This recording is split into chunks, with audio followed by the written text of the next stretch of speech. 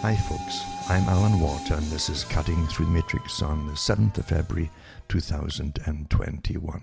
Hope you're all hanging in as always, and not just hanging around. I guess we're all hanging around really, we're all locked down still as we go through the amazing retraining program that's got so much hanging on it. The whole future hangs on the current developments to do with COVID, etc. And planned long ago, of course, before you heard the term COVID-19. Judging from all the different tests that they had with Johns Hopkins University and Bill and Melinda Gates Foundations and others too, all involved across the world with the same tests. If this should ever happen, what would we do? And we're certainly finding out, aren't we? And the first thing, of course, is wartime scenarios, emergency powers, because under emergency powers, there's a war, that is War Measures Act, actually. And the first law by government when it comes to emergency is never tell the truth to the public. That's standard in all kinds of warfare. What's really surprising, I suppose, is that they're following War Powers Acts with the curfews, of course, in some places. Because COVID, as you know, is more virulent in the dark. You know, you don't see it coming, so it hits you faster. So you can't be out in the dark. And also to do with crowd gatherings, no more than 2 or 5 or whatever the number happens to be, right out of the book for war powers, basically. And again, crushing all dissent, any defeatist attitudes, basically, is, in other words, censorship of speech. It's a whole shebang we're going through right now. And we have been for a long time because they planned it. They talked about this at the events that they had, like 201 and Lockstep, etc. And all the lockdown stages up to about 5 different levels, and how they would treat the general public. And eventually, when you get up to the higher levels of it, they talked about completely deplatforming people or freezing any income that they had to stop them from talking to the general population. It's important, you see, that there can be only one narrative coming from a singular source at the top that all the nations must follow. Because this is global, obviously, global agenda. And out of it, too, you have the World Economic Forum and the United Nations talking about a form of world government to cope with it all. You know? This doesn't surprise people who've been following this for years, because it really is a repeat of many talks I've given years ago from their own sources of how they'd love to do this and do that. They need different emergency powers, etc., to bring all these things. And the same as 9/11. Before 9/11, they had a whole list of countries they wanted to take out and reduce to the Stone Age, according to Kissinger and Brzezinski. They had debates about it. And these are the terms they used, by the way. They said it was better to demolish Iraq and other countries and destroy their infrastructure and ensure, by financing different internal strife amongst different tribal groups or factions or religious groups, then they could have them fighting forever amongst themselves. So they could never stand together as a unified nation. That was the whole point of it, well, of that exercise. A lot more came out of it, naturally. And because you never go to war for just an ally to an enemy. Most wars are economic wars, as you know. And you even forget, so even waging a war on some country is an economic war, because out of it, you get, again, emergency powers type acts are thrown out there, and your own militaries, even if they're invading other countries, need a lot of cash to make it all happen. And the money they take, they dish out is incredible. You know, the amounts, of course, is incredible. And anyone who's ever followed the Halliburton exercise, when the Halliburton, this big massive conglomerate, went out to supply the troops with fresh drinking water initially and other things added on top of it, multi-billion-dollar industry. And they did an awfully good documentary about it years ago, if you can get hold of it, because it shows you the cons that were going on. I mean, there were so many millionaires made by doing nothing except just signing occasional bits of paper.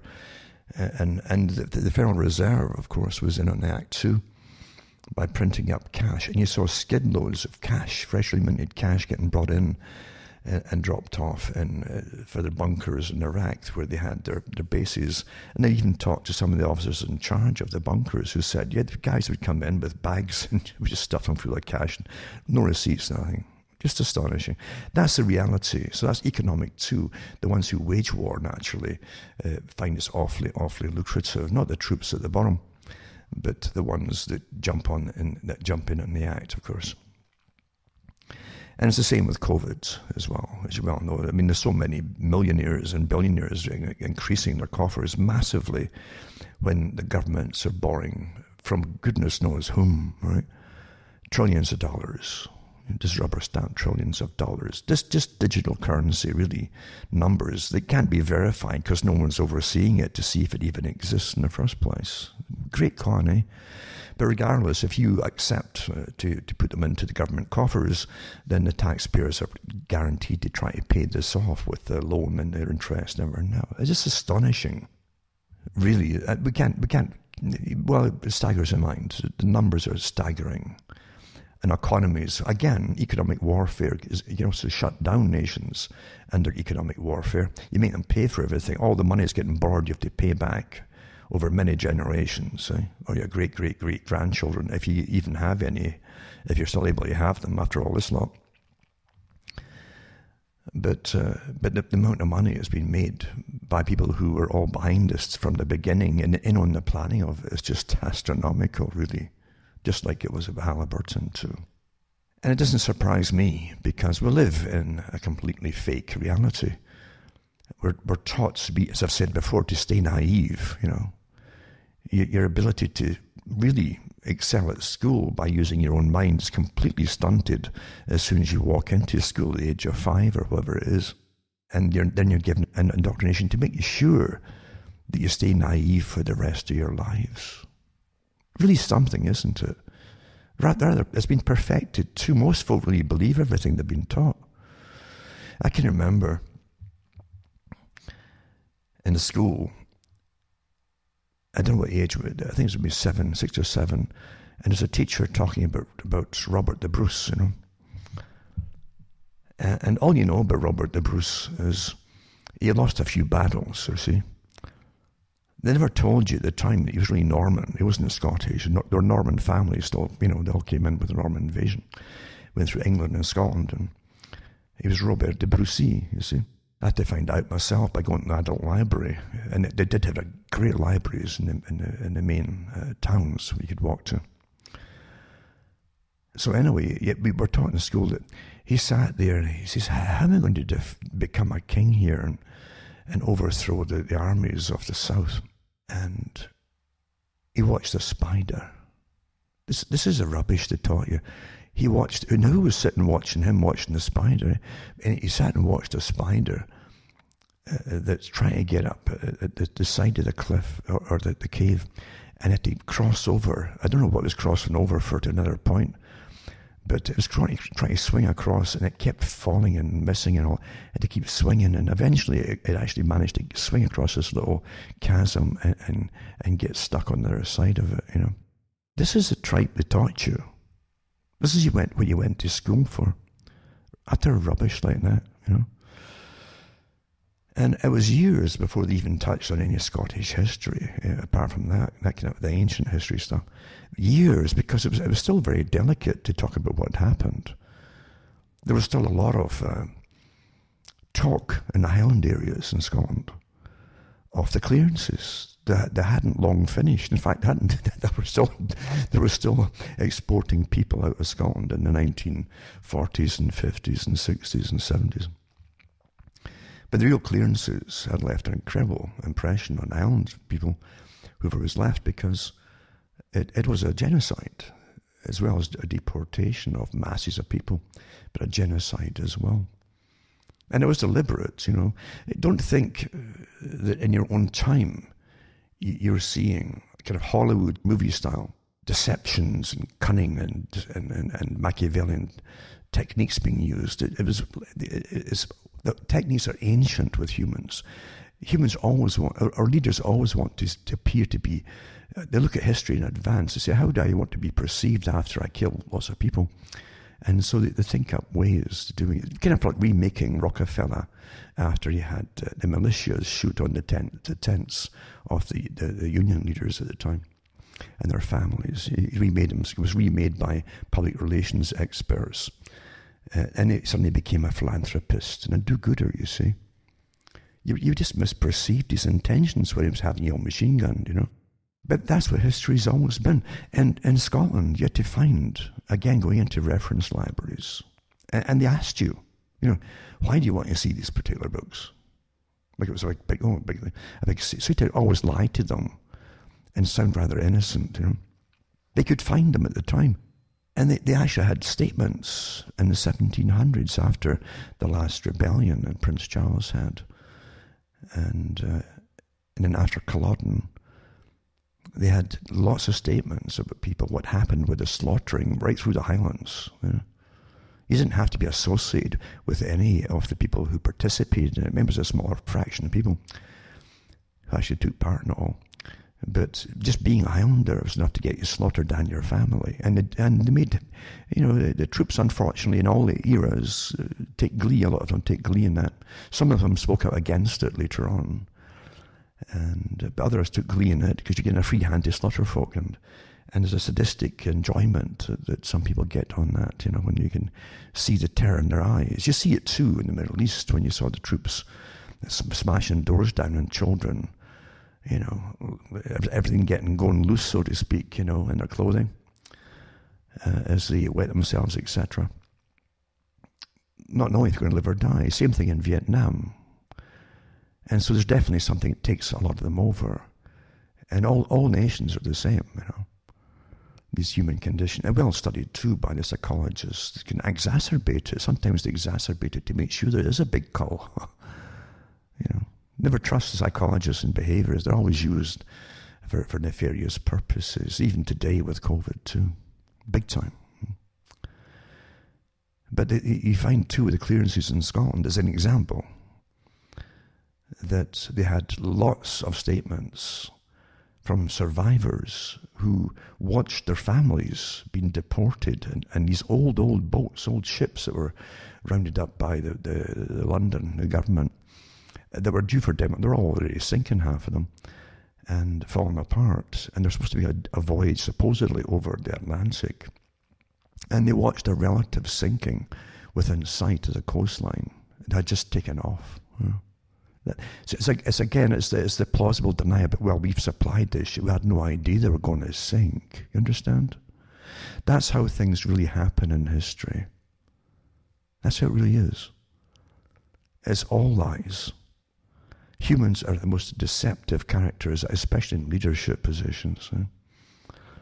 And those around them, the coterie around them of experts that advise them. And then the experts that tell us what to think on behalf of governments or royalty. Nothing has changed much, really, except they've got better persuasive techniques today because they've been so studied over the last few centuries.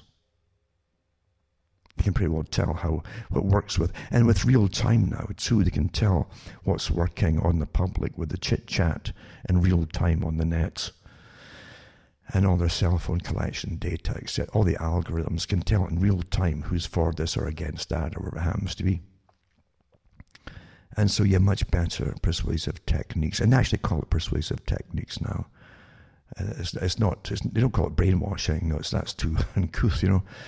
And once we catch on to what things really mean, the terms they really mean, they change the names, the actual language of it. That's what professionals always do, you know. The first thing you do in any profession is to create a language for the insiders, for the in-group, you see. Be it medicine or whatever, you always change the language. Or psychology and psychiatry are really good for it because they had nothing much to start with, you see. Except sex and Freud, that was it. And so they built upon the rest of it from there. But to create a whole language, a lexicon basically, and of terminology. So only and it sounds awfully important so that folk would create, my goodness, they don't even know manic depression, right? Manic depressive psychosis. And once they had enough talk shows mentioning the same term, they changed it to bipolar, you know. So this is what they do when you catch on. Too many folk understand what they mean. They don't like you understanding, because then it's hard to get you to give them the authority over you that they want when you can understand the terms that they're using. And it's the same in medicine. Very exactly the same in medicine as well. Once you catch on, you right down to the terms about to do with vaccine-enhanced respiratory response, basically. What they're talking about, really, and they've changed it about 5 times in the last 8 months. When the people start to catch on, the terminology that leads to what was called the cytokine storm, that really dramatic terminology. But there's a whole bunch of other terms that they use, but they keep changing them because the folk are catching on, you see. And they want to confuse you with it rather than keep it straightforward. In other words, the vaccine-enhanced response, and you get an over response because of the vaccine once you hit the wild virus, you see, in real life. And then your system goes into overdrive, and basically you'll drown. You'll drown in your own fluids in the lungs as it really enlarges, gets soaked up with extra blood and so on. And so they keep changing it. But it's the same thing with all terminology, say with science, you see. But we never lived in a time, see, most people haven't lived in a time of warfare. Or if they have lived in warfare, there's always been a war on the go across the planet, lots of wars actually. And you've lived in a war that's gone on since about 1991, starting with Desert Storm. It never stopped. Then they policed it for a few years, and then they went in to attack Iraq and then Afghanistan and a whole bunch of other nations. And that was on the list of the PNAC group from the 1990s. And George Bush Jr. and Rumsfeld and Cheney and the rest of them that were in the PNAC group were then in charge in the government. So they got their wish, a Pearl Harbor event, and off it went. They kicked it off. And that was also the Patriot Act and the anti-terrorism bills and so on, all ran through the same time, where folk were stripped, not just in the US, but across the world, stripped of their rights and freedoms under the guise of anti-terrorism, fighting terrorism. That was part 1. And of course, COVID is part 2 to complete it all. Quite interesting, because it's the same terminology is being used. And of course, the psychologists that work for governments, batteries of them, and behaviorists all work together, analysing the data, etc., how to get folk to comply with all the orders that are dished out there, and how to even frighten the people, even right down to telling the journalists, the handouts they gave the journalists from the group that ran Britain, the SAGE group, subcontracted a department to another group of psychologists and behaviorists to find ways to make the folk comply. And because this group came out and gave a handout to all the different journalists, telling them in Britain and elsewhere, of course, because this is global, to exaggerate the stories, to intensify the anxiety amongst the public to get compliance. So they're terrorizing you by exaggerating stories. I've still got the articles here, and I put them up months and months ago, last year. And so to have lots of other people as well. But you're really under wartime acts where literally you're not allowed to say anything that's contrary to the mammoth, the monolith, I should say, the monolithic system at the very top, because that's what it is. It's a pyramid, and at the cap of the pyramid dictates to all the sides below it. There's 4 sides, remember, except for the under side 2. You could take 5 in there, but you got 4 sides, and so all those bricks going down from the capstone have to all parrot what the capstone says. And then at the bottom you have you'll see it in the dollar bill and other paintings as well, especially from the 18th century and the 19th century. 18th, a lot of them came out, and they had pyramids everywhere. But they also had what you see in the dollar bill, the weeds at the bottom. That's the general population. That's the wilderness, the people where the ordinary folk are. That's the weeds growing, if you see at the bottom there. And so the ones who are above the rest of the public on the first level, all the way up, they have an idea what they have to do. But as they go higher up the pyramid, they know the real reasons for things. The rest of them know not to ask, and they're well rewarded for it. So all information has to be uniform in warfare. And that's why I have a department of information, if you don't know that. George Orwell worked for it in World War II in the BBC. And why would you need a department of information running a wartime system when you think you're living in democracies? Well, you can dream on and really still believe in it and keep voting. And God help you, because nobody else will if you keep voting. But that's the system in which you live, you see. It's complete deception.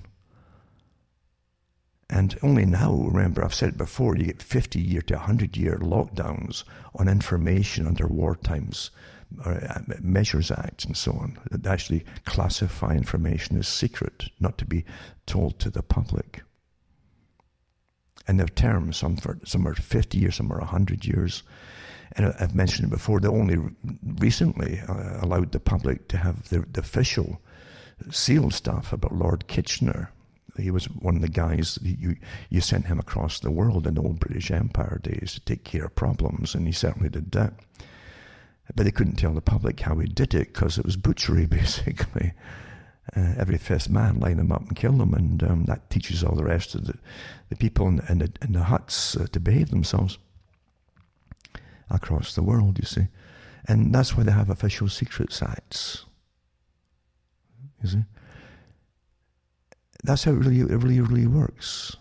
Folk have no idea of what's going on. They're given fairy stories in the meantime, which they quite happily debunk maybe 50 years later, when everybody's either dead, that generation, or no one cares anymore. But some people, it's sealed for 100 years. The original NAFTA deal, North American Free Trade Agreement, it was put in they had one version for the public, a very condensed, minimalistic version, but the big one was put in archives and bunkers, actually, and sealed for 50 years. Why would that had to be sealed for 50 years? Well, it's because you've been sold out. Completely. It's to be the end of the nation state by the 50 years is up. It won't exist as a nation at all. And that's part of it. The part of it, inner part too, is you're going into a system that Carl Quigley talks about quite openly in Tragedy and Hope, and other writings too. And he was the official keeper of the archives for 2 or 3 years, and he had access to all the records of the Council on Foreign Relations, the big monopoly system that runs every part of the system of the US, Canada, and elsewhere. They have a branch for Australia and New Zealand and Japan, And they brought China in long ago too. But they also have one for the European Union now as well. And of course the British system is the Royal Institute for International Affairs.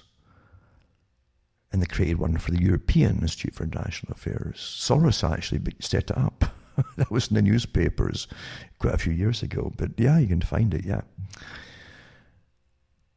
So you're taught to go and vote for puppets, front people, like Hancock in Britain, that no one, I don't think anybody respects. That's my impression. Never mind Boris Johnson, a made-for-TV clown. As I've said, but do you really think his hair looks like that? It takes big money to make it look like that. Personally done in the whole thing. Everything's a show, eh? Everything you see is a show, a drama, and it's presented in that way too. Some are very professional presentations, but most of them are kind of ad hoc, good enough for the public, because they've got to look like they're spontaneous, which generally nothing much is these days.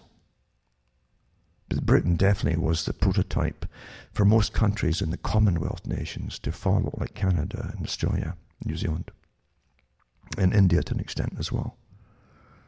India really took off and copied the British system pretty well, including Freemasonry, which of course Peter Wright talked about too in Spycatcher, and how everybody in MI5 was a Freemason, etc. That was his own book, eh?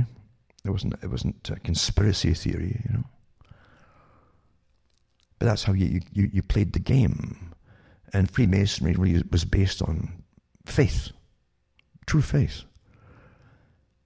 And the order you get from a superior, you see, you didn't have to understand it, you had to obey it without reservations. Just no matter what you thought about the order, just to obey it. So you had to believe that they had a darn good reason for giving it to you. That's how the whole system was working, you know. But in India, it really took off. They adapted well into it with the British system. It wasn't just cricket they copied. And it's like they have a tight-lipped group of people, and different layers of them in the Indian government, and the military too, of course. In that system, you're seeing today this instant obedience to higher authorities by all the lesser authorities. And it's a dangerous state of affairs when you have that on the go. It's bad enough when you have real war on the go. But they're completely intolerant in real war too, through the Department of Information. You must only parrot the Department of Information. And that's what we have now. With all information is checked and hyper-checked by goodness knows how many layers now on the net alone. And they'll try and trip people up so quickly, or defame them. You know, if you can't show a person is wrong by facts, using facts, then they'll simply smear them, and they have lots of smear words to Pavlovian style smear words to defame the person, to shut up. You see, because no one likes being smeared with a nasty name. You've taught that it's applied to real monsters. You see, that's how you're trained in Pavlov with these instant responses, these reflexive responses. Oh, am I really? Oh my goodness, what did I say? You know. But yeah, Department of Information, and George Orwell was part of it too. And his job, he said himself, was to convince people all through the war. He had different shows. He had one to do with cooking, right? Because Britain was on a starvation diet back home. Great Britain, you know, the peasants, if you were wealthy, you didn't lack anything, meat or anything else, during the war. They've had books out since about it by a lot of the toffs themselves talking about it. But everybody else was rationed, you know, maybe 1 egg, 2 eggs a week per family sometimes, that kind of thing. And so they were rationed heavily, and punished if you tried to find extra food outside of the official sources, if you were caught. So Orwell, he'd bring on different guests. And you've seen a resurgence of the exact same techniques with COVID. For people who still get magazines or online magazines and so on. All these different recipes suddenly appearing, How no waste, How to make do with scraps. How to try avoid getting infections from scraps being lying out for a little while. All this kind of different. That was all done in World War II, and Orwell talks about it. He says my job with these particular shows on diet and so on, and food, was to convince housewives. He said, have convinced the housewives. People had housewives in those days, and they generally did the cooking. He said to start to use stuff and convince the housewives and all the people who listened to the program, convince them that the stuff he was telling them to eat was actually better for them than the real stuff, like pork chops and things. And so his job was to lie to the people. That's what he said himself. He lied to the people. That was his job. and tell them it was better for them than what they'd been eating before. Are you hearing the same things again, perhaps? Wars have lots of things to accomplish. More so to change the people in the nations involved internally. That will stay that way after the wars. And Orwell also was in charge of the India broadcast for India, because a lot of Indian troops were across the world too, and involved in the war fighting Japan. And so he was involved in broadcasts to India and elsewhere in those areas. But yeah, convincing people that these things are better for you. And you should be thankful for it, you see. And if you see people at the end of World War II in Britain, they're emaciated, a lot of them. The youngsters who grew up in it had terrible, the teeth would fall out before they were 10 or 12 sometimes. They were very poor, very little calcium in them. They had rickets, lots of them. Malnourishment of all kinds affects you, you know. And malnourishment, by the way, doesn't just affect that generation. It can affect 2 or 3 generations down the road. They're all stunted in growth, which was nothing new to Britain, because Britain was famous for it. The poor man of Europe during the industrial era. The sickest looking populace in the whole of Europe. And they did. They were on starvation wages, industrial revolution, industrial era. On a fixed system, really. It was just astonishing how well it was worked out, how no matter what you worked at, working class, you couldn't get above a certain income to keep you on a starvation level. This is the facts of it, folks. Forget all these Anne of Green Gables type series on TV and Papa, can I have another pony? Etc. You know? Forget all that rubbish. You know? The past really wasn't that great for most people. Doesn't mean they were miserably depressed all the time, because people in the worst conditions can have humor, and that's one thing that developed in Britain was humor.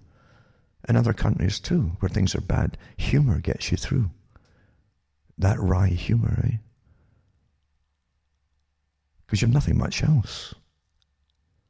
But yeah, the Department of Information is backed up by force. Because when people in World War II spoke out before the war started, in fact, they're all noted who they were.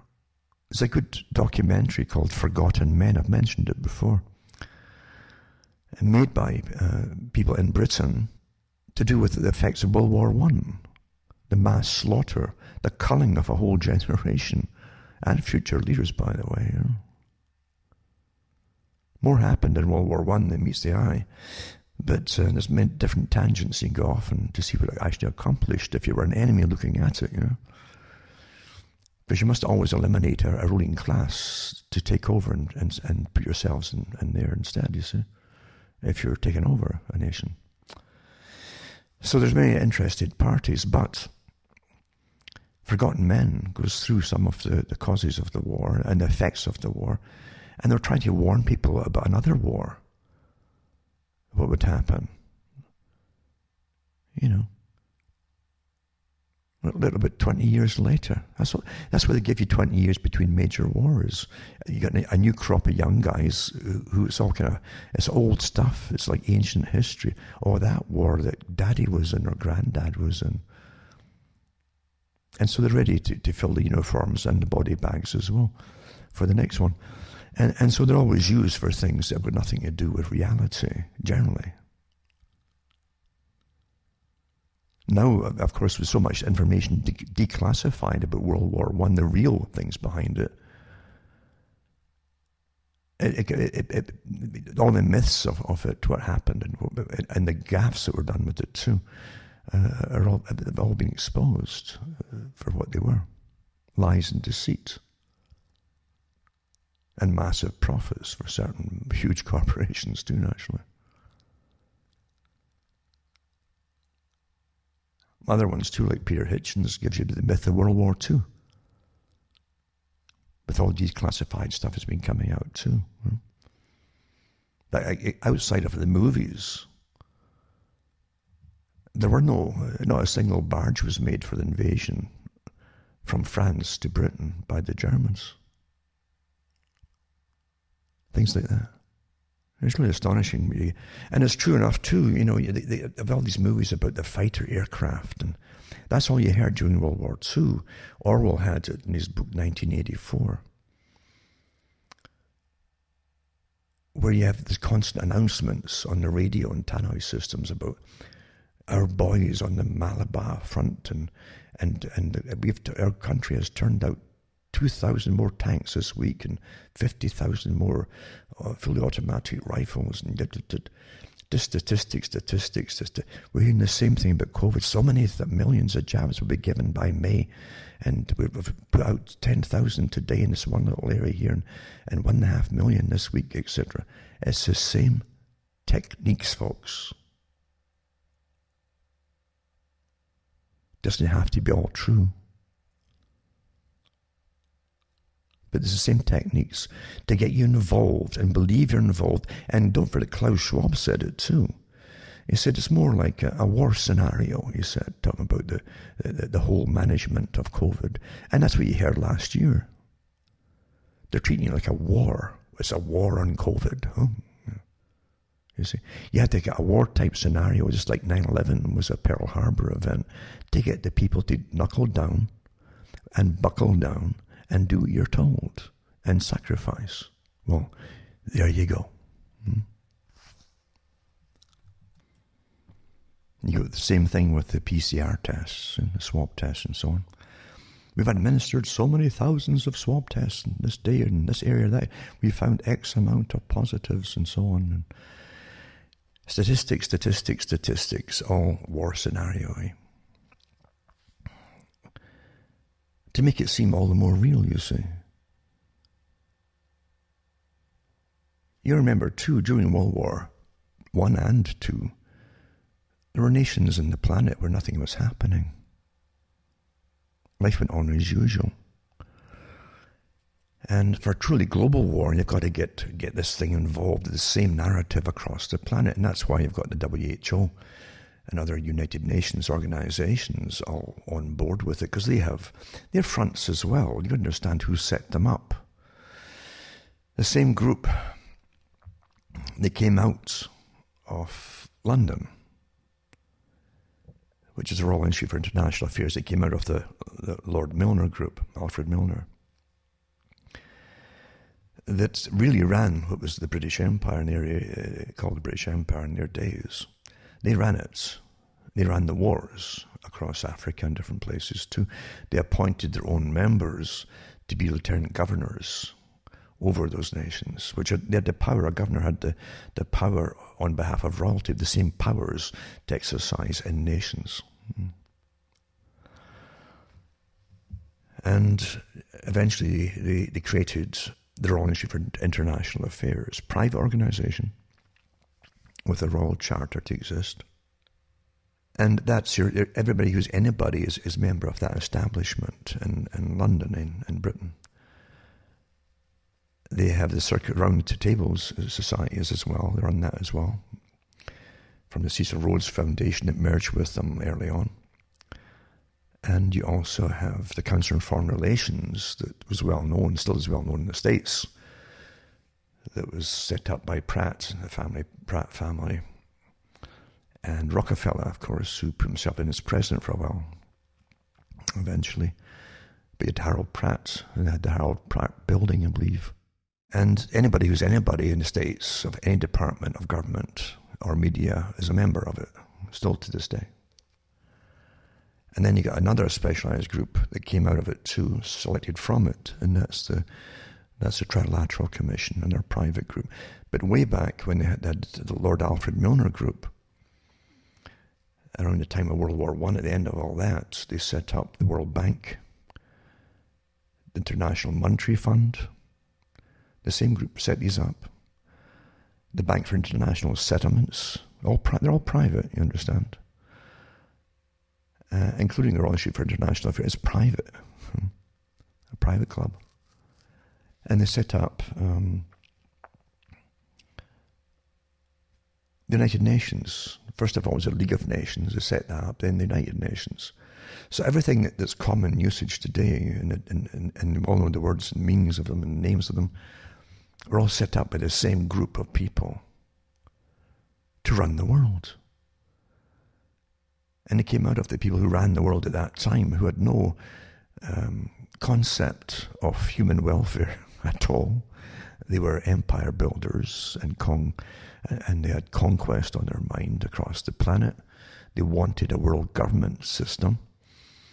And when they tried to humanize themselves to the general public by giving more open talks on television or radio and then television over the years, they humanized themselves by constantly talking about the need to help people, you see. So they turned from a form of conquistadores to social workers. We want to help people, you see, and et cetera, et cetera, et cetera. Just give us all the right to do so, and the right to lend money out and to demand money in payment back, or land, you know. Because you have land for debt swaps. Still going on, by the way, even now, today, across different parts of Africa. I've got some articles on that. I might put them up tonight as well. But their intention, naturally, just like Rockefeller remaking himself after machine gunning down the miners in their tents, was they want to help. They're philanthropists, really, you see. They're the Perry Masons of the world.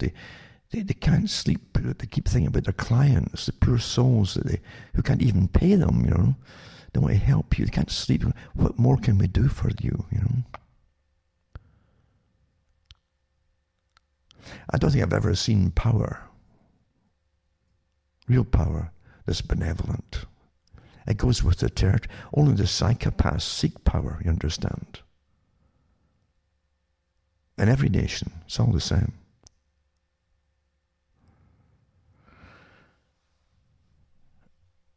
Any kind of legitimacy they create through law or time and law, generally that's what happens. It's for their own benefit, for their own disguise, you know. Until it is normal. And you think, well, it's normal. And at one time people thought that royalty was normal. You know. What else was there? There was nothing else. Most folk had no concept of anything else. It's all you knew. Most folk had no education either to know that they tried different things in other parts of the world down through time. All you knew is there's always been kings and queens, so it's normal, you see. So I never thought about people to get rights and change things.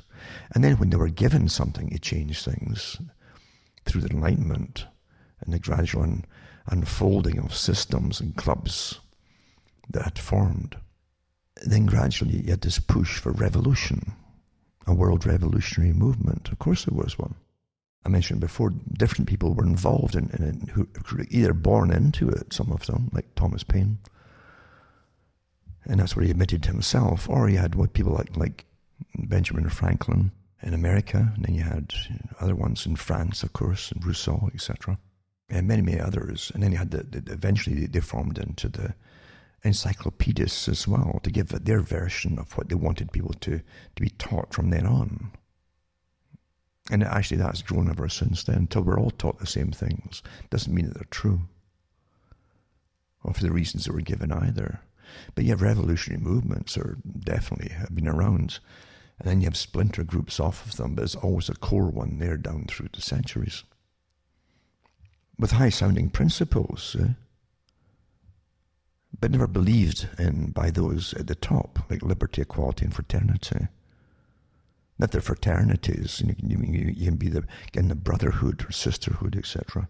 And like even with Robert Burns in Scotland, he really fell for all naturally, because he was a tenant farmer. He rented his land. He rented the house he was in, and tried to make a go of it. We're told through history again that it was bad land. It wasn't the greatest land at all to support a family on, and And then he had his poetry, etc., which really wasn't bringing in much of an income in his own lifetime. But he also became a Mason, and that's what really brought him up to some kind of prominence amongst those in literature. And he really fell for it. He fell for revolution. He was given a job as a taxman, in the ports in Edinburgh. The ports in Edinburgh, and they had ones in Glasgow too, I think, or the ports in Edinburgh, I should say, anyway. And he confiscated some ships. I don't know whether French or who, I think it must be French at the time. And he bought with his own money, his own wages, the cannons, and then paid for them. That's a lot of cash even then, you think about it. I guess they're well paid, these bureaucrats even then. And he paid for them to get shipped over to France to help with the revolution. And that's what lost him his job at the time. But regardless, he like many people, fell for it as high-sounding philosophies, equality and liberty, this strange thing called liberty. The greatest trick elites always knew about liberty was to give them the appearance of it, make them believe it, and they'll never figure out for a long time that they don't actually have it. Oh, of course you've got rights and liberty, but there's little containment bits here to get a peaceable society working, you see, and so you can't have everything you want, and you can't behave the way that you want all the time, and all these little things, And under wartime scenarios, which is fantastic, you can strip them off it so fast if you want to anyway, and they'll comply generally. Like Neil Ferguson said, the geek supposedly, I don't know how he's a geek, I mean he's never right, but the guy who feeds all the data into computers, and so the god of the computer can tell them what they want to hear, eh? Like big figures about COVID, big huge figures, and the whole country still listen to an idiot like that collapses the economy and everything else. Eh? And he himself, Ferguson said that they were astonished. They said, we watched the Chinese efficiently tell the people how to obey and do what they were told. He says, but we can never implement this. We sat at the test. He's talking about the Event 201 and so on, right? But he said, we had decided in advance these things would never work on the British public because their rights and freedoms and so on, individuality. He says, but we were pleasantly astonished how quickly they caved in and did what they were told. I'm paraphrasing that last bit, that's basically what he said. So he admired the Chinese model, like they all did. All totalitarians love that kind of system. Do what you're told. Isn't that what Fauci said in that TV interview? Eh? It was up on the YouTube or somewhere. It's the same thing. He says the Americans will probably get problems with it being told what to do. He says, but maybe it's the time. He says, just do what you're told. Maybe it's time. So really, having rights and freedoms is illusion, isn't it? Because folk just give it up with first sign of terror. You're all going to die unless... That's how it's done. Over and over again down through history, the same things are dished out there. Over and over. Doesn't take too much. And many have said it before down through time, that people give up all their freedoms immediately if you say that to them. Oh, if you don't do this, you're all going to die. Most will cave in right away, Goodness me, wow. But again, wartime scenarios have a lot to accomplish, like Quigley said. I've said it so many times, you do get more done in 5 years of war, meaning martial law systems, emergency powers, changing behavior of the population, than 50 years of peace using propaganda. And don't forget, all sides involved in the war are altered culturally by what they'll adapt to and accept during the war. The populations were kept, as I say, to be very simple and very immature, really, so that people never look beyond the immediate what's happening. They're not stand back and say, what's the goals of this? What's it supposed to achieve? Who's come out as the spokespeople to push it all?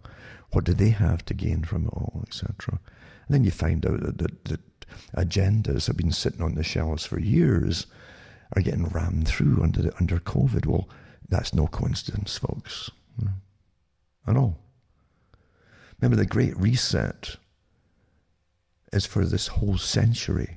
This is the century, the 21st century, the century of change, the century of transition.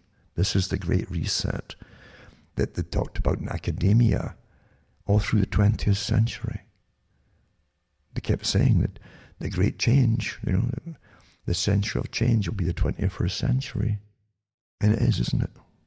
It kicked off with 9/11, anti-terrorism, loss of freedoms, total surveillance, no privacy, no right to privacy, and many other things came out of it, and in a permanent surveillance society. And this is part 2 of it. This is the century of change, the Great Reset, all the rest of it.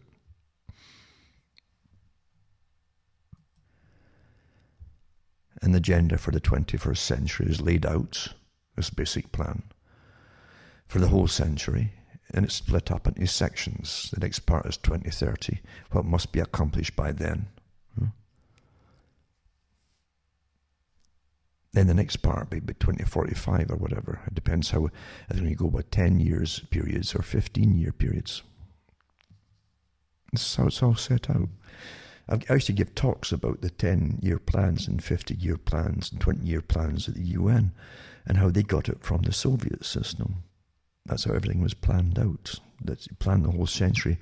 Well, this part has to be done in so many years, and this other part has to be done in so many years, and cultural change in this area has to be done in so many years, and that's how it is. Nothing has changed. It's one system here. One system, folks. And you're living through it, but you're not aware of the whys and wherefores and what it's supposed to accomplish. Most folks still believe in hope. I think that new term has come out, that hopium, the hopium of the people. Positive thinking, to an extent.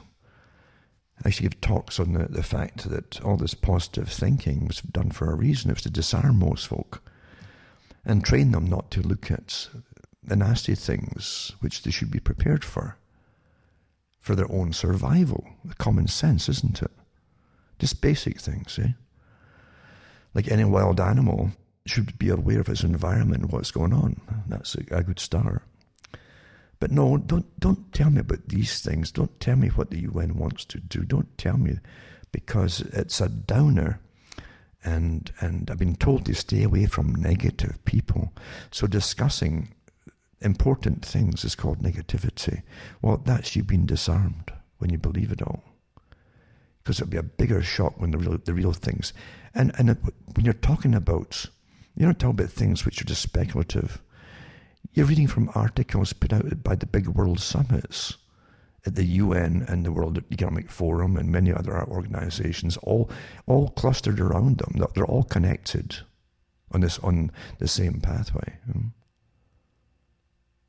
And they publish the stuff.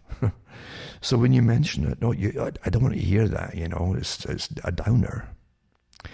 Leave me with my TV and my dramas and my happy soaps, comedy soaps, that type of thing. Where I meet all my pals, the comedians, in the pub on the television, you see. And therefore they can have a reality they don't have in reality. They can have a fictional, virtual reality. They're all friends in the pub and all characters, because in real life you're so isolated from everything else that's really happening in this modern society by design that they're on their own. So fiction becomes awfully important to them. And the elite who gave you this system know that. And don't forget that the real dominant minority doesn't have to worry about it. They tell folk what to do. And a massive managerial class gets it all done for them. And in the managerial class, you have a big scientific system set up of behaviorists and psychiatrists and neurologists, all working together for the greater good of dumbing down the masses. That's how it's done. Very effectively. Until literally, as I've said before, people can tell you all about the so-called people, the stars, who's who, who's divorced, who's getting married, who's getting whatever, yada yada. All the fiction, and of course most of that's fiction too, that they soak up, and that's their reality as they go through a life, a short lifespan, full of stuff like that, you know.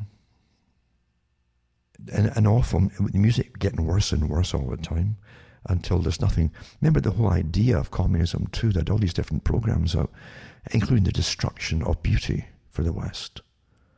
That included paintings. Until you ended up with Picasso, you know, with, we didn't know where his eye, why is his eye on his chin, you know, and stuff like that, eh? And telling you this is a work of genius, for goodness sake. Yeah. Wow. Again, gaslighting whole populations. That's odd. I always thought that looked awful. You know. Oh no, it's a genius. Genius, put that out there.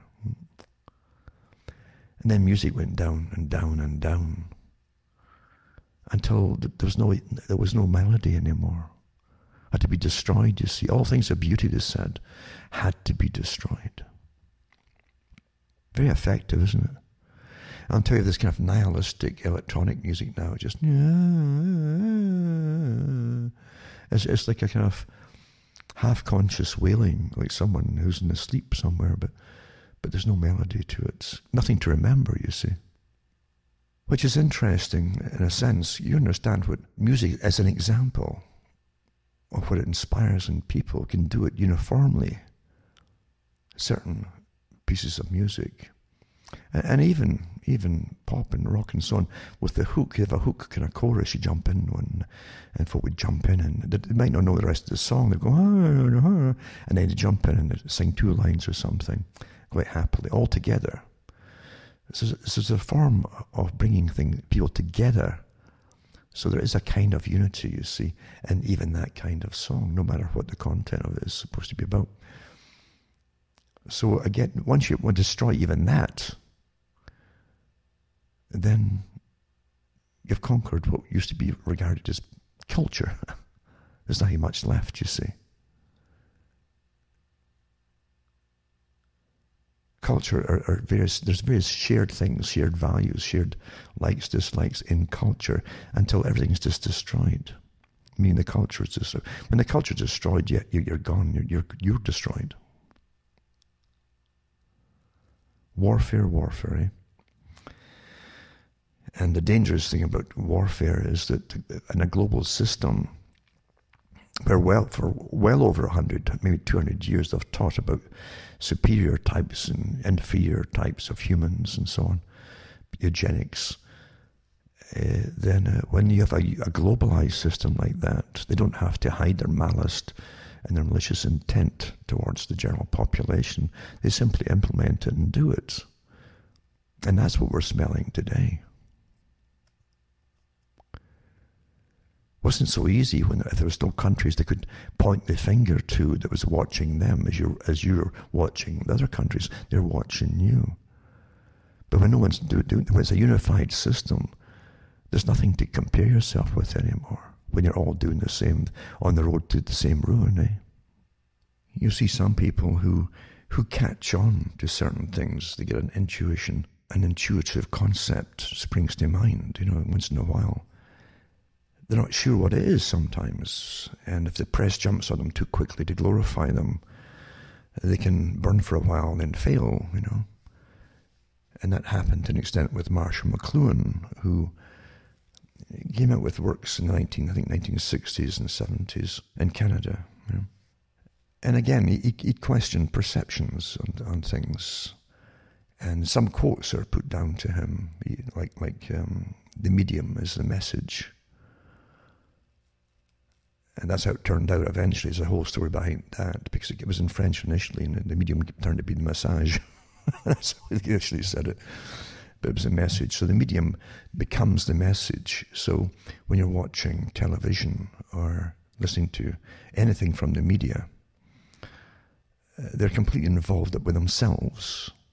And so the system, the media and the system of the media becomes the message. It's kind of like Hollywood going totally corrupt when you see them making movies about Hollywood, actual fictional movies, or musicals, for instance. The big thing in the 30s and 40s was to get the bare-legged woman, you see. The cultural change, you all make it as a dancer, you see.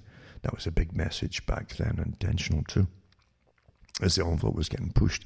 But again, they're completely self-obsessed. So they make movies about Hollywood. And the same with the media, until they give media stars, And you get your Walter Cronkites and your Dan Rathers, and rather than what, I always wonder. But anyway, you have these characters that are presented to you as authority figures, and people grew up with them and believing everything they said. Everything they said as news would be the facts, you see. That's the way it is today. And they never questioned the fact that these people were just working for private corporations that were involved in a lot of other nefarious things across the world, including wars, and benefiting from it in some way or another. At least the folk who owned the media would be. And it dawns on people they're being lied to and misled. They're like the embedded, remember the embedded journalists for the Desert Storm. And then into the Iraq War, This endless war, this 30-odd year war. So yeah, you have been involved in a war, as I say, because over there you don't really see the effects of it so much. But you're being involved and you're paying for it all. And not only that, you're getting masses of migrants coming out of it all too, naturally seeking somewhere and getting directed to come into Europe and elsewhere, by the way, with powerful organizations who also use it like a chessboard or dominoes, knock down one and where do they go to the next place? They're guaranteed to end up causing other problems as they flood into Europe that can't support them right off the bat. Which, it's a total war on the Europeans. Not from the migrants. The migrants get used. I wouldn't stay in a country if it was constantly getting bombed either, would you? Of course you wouldn't. But Marshall McLuhan, he talks about the different systems in which you live. He also talks about the fact that we all know about TV spying on people. When it came out with the ones maybe 10 years ago, and the States and elsewhere, coming in from China, I think Samsung, was it Samsung?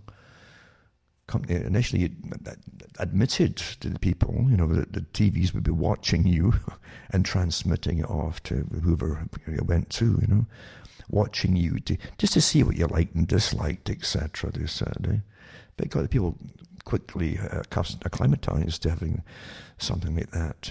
Watching them. Then now you have Alexa, of course, and all the other gadgets that spy on the folk. But it's so convenient. You can tell it what to do and it does it. But McLuhan talked about these things even in the 60s and 70s.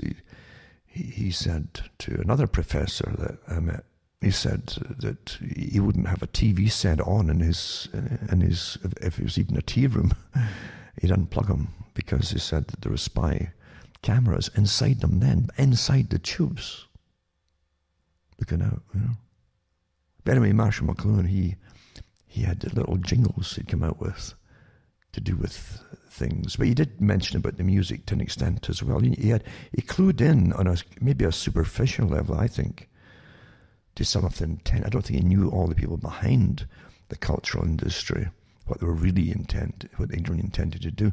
But he did realize something was going on. And he had a way of kind of condensing realities down into single lines sometimes. And he talked about pop music, and then rock music, early rock perhaps, is tribal chant, he called it. Very appropriate, really, like tribal chant. Because all across the world, youngsters all had their variety, according to their own culture and traditions. of something similar, but different languages, a little bit different here and there. But in a sense, it was true. It's like tribal chant. If you went into old societies in Africa, you would hear them singing very old songs. And these were true tribal chants. But you had the same thing, say, in Scotland at one time, in Ireland, with the bards, who could sing the history of the tribe, or the clan. And that was tribal chant to an extent as well, because folk would catch up on bits and pieces of it, and they could kind of sing along with it. So you bring it into modern times, and you develop it all for a modern society. Because the whole idea is to create a uniform society across the world that's obedient. You can't have differences if you want to control everybody, you see. You've got to make them all the sameness of it all. Based initially on materialism, to bind them all together, to the addiction of materialistic goods, which are produced by monopolies, Because monopolies then have control over you for the goods that you want. Break down your food, by the way. But anyway, you end up with tribal chant, So it's very appropriate too. Some of the ads in the 60s and 70s were better than the music they were churning out for the youngsters to learn and sing. They were better jingles, So much so, many of them will stick in your heads for the rest of your lives. And again, put together by professionals in marketing and and psychology. So McLuhan was quite correct and so on. But he got into certain aspects of society and life. And he was carried along in his own fame for a while. That it burned him out, I think, really. And I think he had a stroke eventually. And he came out of the whole system of the limelight after the stroke. And here's a guy who was touted as cutting through all the old-fashioned stuff. He was avant-garde and he was a man of of common sense and humanism, and the sciences, the social sciences. When he went back to Catholicism, what he realized and what he saw put him back to Catholicism. I've always said there's a consequence of knowing things. There's no doubt about it. A consequence. And I've said it too, even, and our folk have mentioned it, if I say folk will parrot it right away, but I've mentioned before about knowledge itself. And wisdom, remember wisdom. There's all old sayings about wisdom. There's a price to pay for it. Of course there is, because the saying ignorance is bliss is true to a great extent. Because it might not make you aware of what's coming down the pike. But they would say to you perhaps, well, if it's coming down the pike, it won't matter if I know it or not. I'll be affected by it when it happens. You see, and you can see, yeah, I guess that's true. But they're happy in the meantime. If they don't know it, they're quite happy, you see. However, if you know about it, you might be able to avoid it. You might be happier then.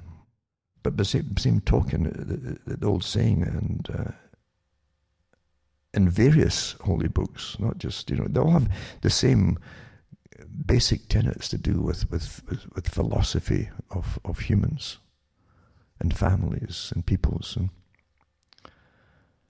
But the one in the Old Testament, it said that with great wisdom comes great sorrow. You can't, it's again the opposites, right? Because great wisdom, you realize you can't have a utopia, because human nature is so varied. Human opinion is so diverse on different topics. And you can't force everybody into the same mold. You cannot do it. People will rebel, you see. Some folk will love socialism. They do love socialism. It's all they know, some people.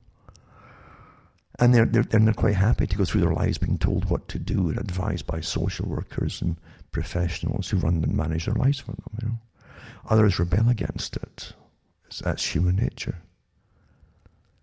But for control freaks, they've got to make you all the same if they can possibly do it. They force you all to be the same, or else they'll punish you or eradicate you. And that's what comes down to, we're talking about too, so is this uniformity and conformity of the public, because it never goes well in what we know of it in the past.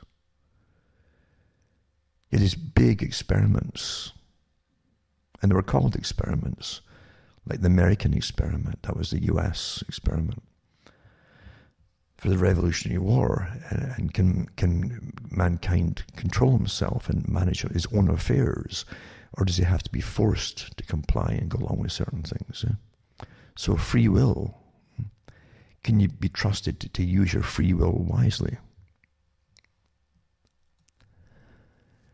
With little government overlooking the whole system, right? That's what the claim it was about. Again, it's a nice myth as well, because there's a lot more to it than that. And Jefferson and other ones, they made comments about it, about free will and so on, and freedom itself.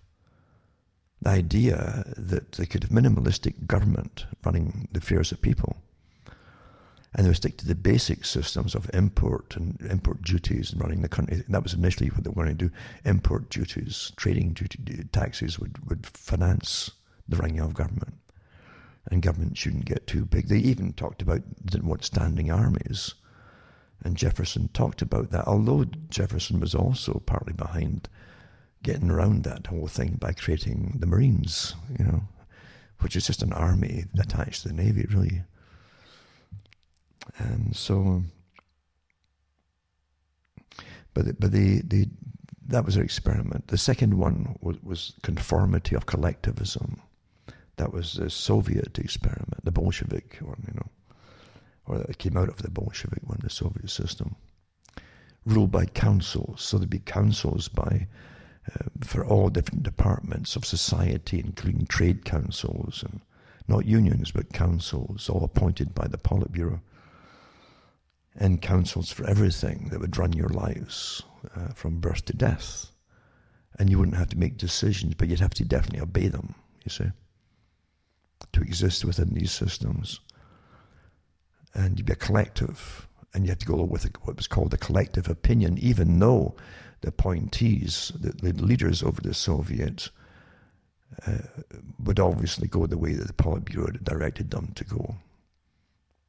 But it always sounded like we the people have decided.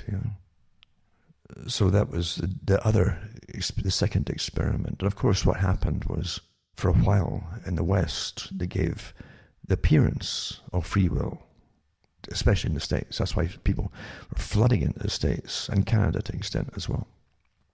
I mean, Canada at one time needed a lot of people for business and for the huge natural resources and timber, etc., and mining and all that. They had to get lots of people coming into the country. So they gave them more of an American-type system initially. And so they didn't have, say, in Britain or other parts of Europe, you could have them inside Canada for a while. So that's how they draw you in. And eventually, of course, as they bring in, they merge the two systems together, collectivism and individualism.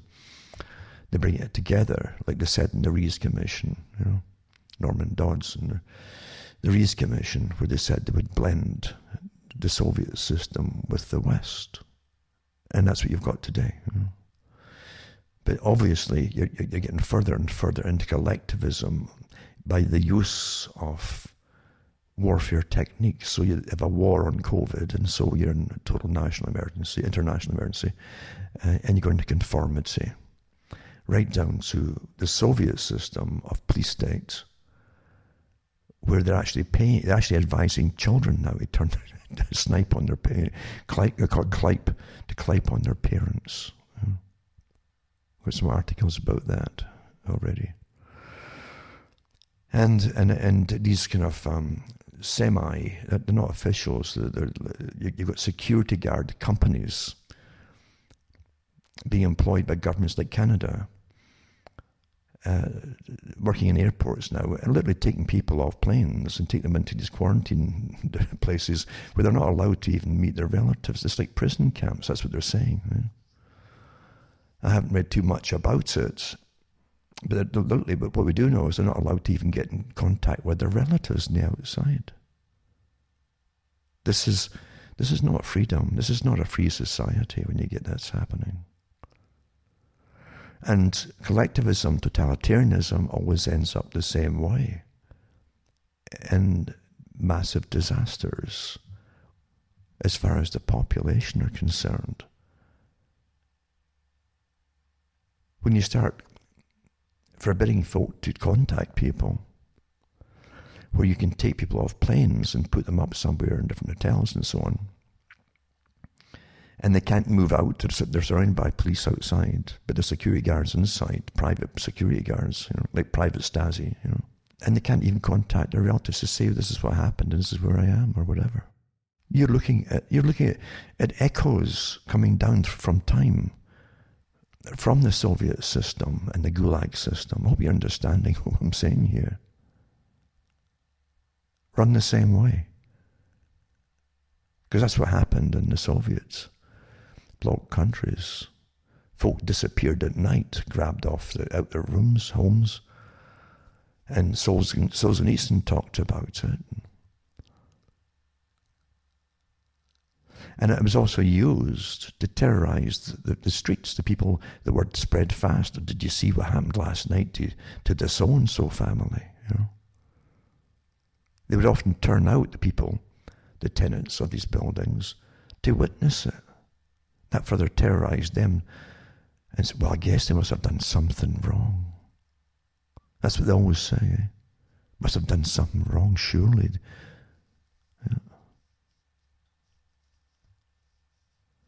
So yeah, you are in this blend of the Soviet system merged with the West. Absolutely, you are.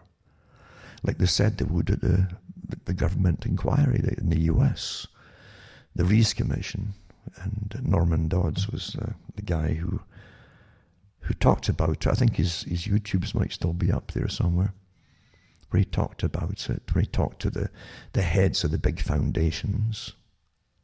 These charitable foundations, like we didn't have the Bill Gates back then, but you had other ones which are still there, of course, Rockefeller and Ford and Carnegie, etc., a myriad of them, that run thousands of non-governmental organizations. How can you have democracy when you got thousands and thousands of well-paid, well-funded and directed NGOs, non-government organizations, literally working to undermine this, and change this and change it, all planned outside of government, outside of the public's knowledge? You've never been in a democracy. You haven't. You've never had a democracy. And all the big changes that happen that you adapt to throughout your entire life were all planned for you. You fall in and copy and just go along with it by private agencies and organizations on behalf of multi-billionaires, the rich men of the world. Remember, folks, going to cuttingthroughthematrix.com and you find out how to send me a few bucks. I'm still under lockdown here, but I've got some books to get off as shortly as I can. But send me a few bucks to take along, because it costs money to keep my sites all going. And I use antique equipment here, believe you me, but I do what I can. I knew this day would come long ago, many years ago. But yeah, if you help me just stick along here, because we're going through this together. No one's backing me. No organization backs me. I wasn't put out there as a front to begin with, because most of them actually really are. How do you control nations? You make sure that you put out the leaders for them to follow. I've gone through some of the techniques used by unconventional warfare from Department of Defense manuals and so on. And what you've seen used for way over 30 years with color revolutions and with your own governments, and actually longer than that with using conventional means, they always go into nations. Your nations sends operatives into other nations, sets them up financially. At one time, they used to set up newspapers for them, like Lawrence. If you're Lawrence of Arabia, that's what he, and many others came out of university, were given their intelligence indoctrination systems by the military. and financed and taught languages to university for the countries they were designed to go into.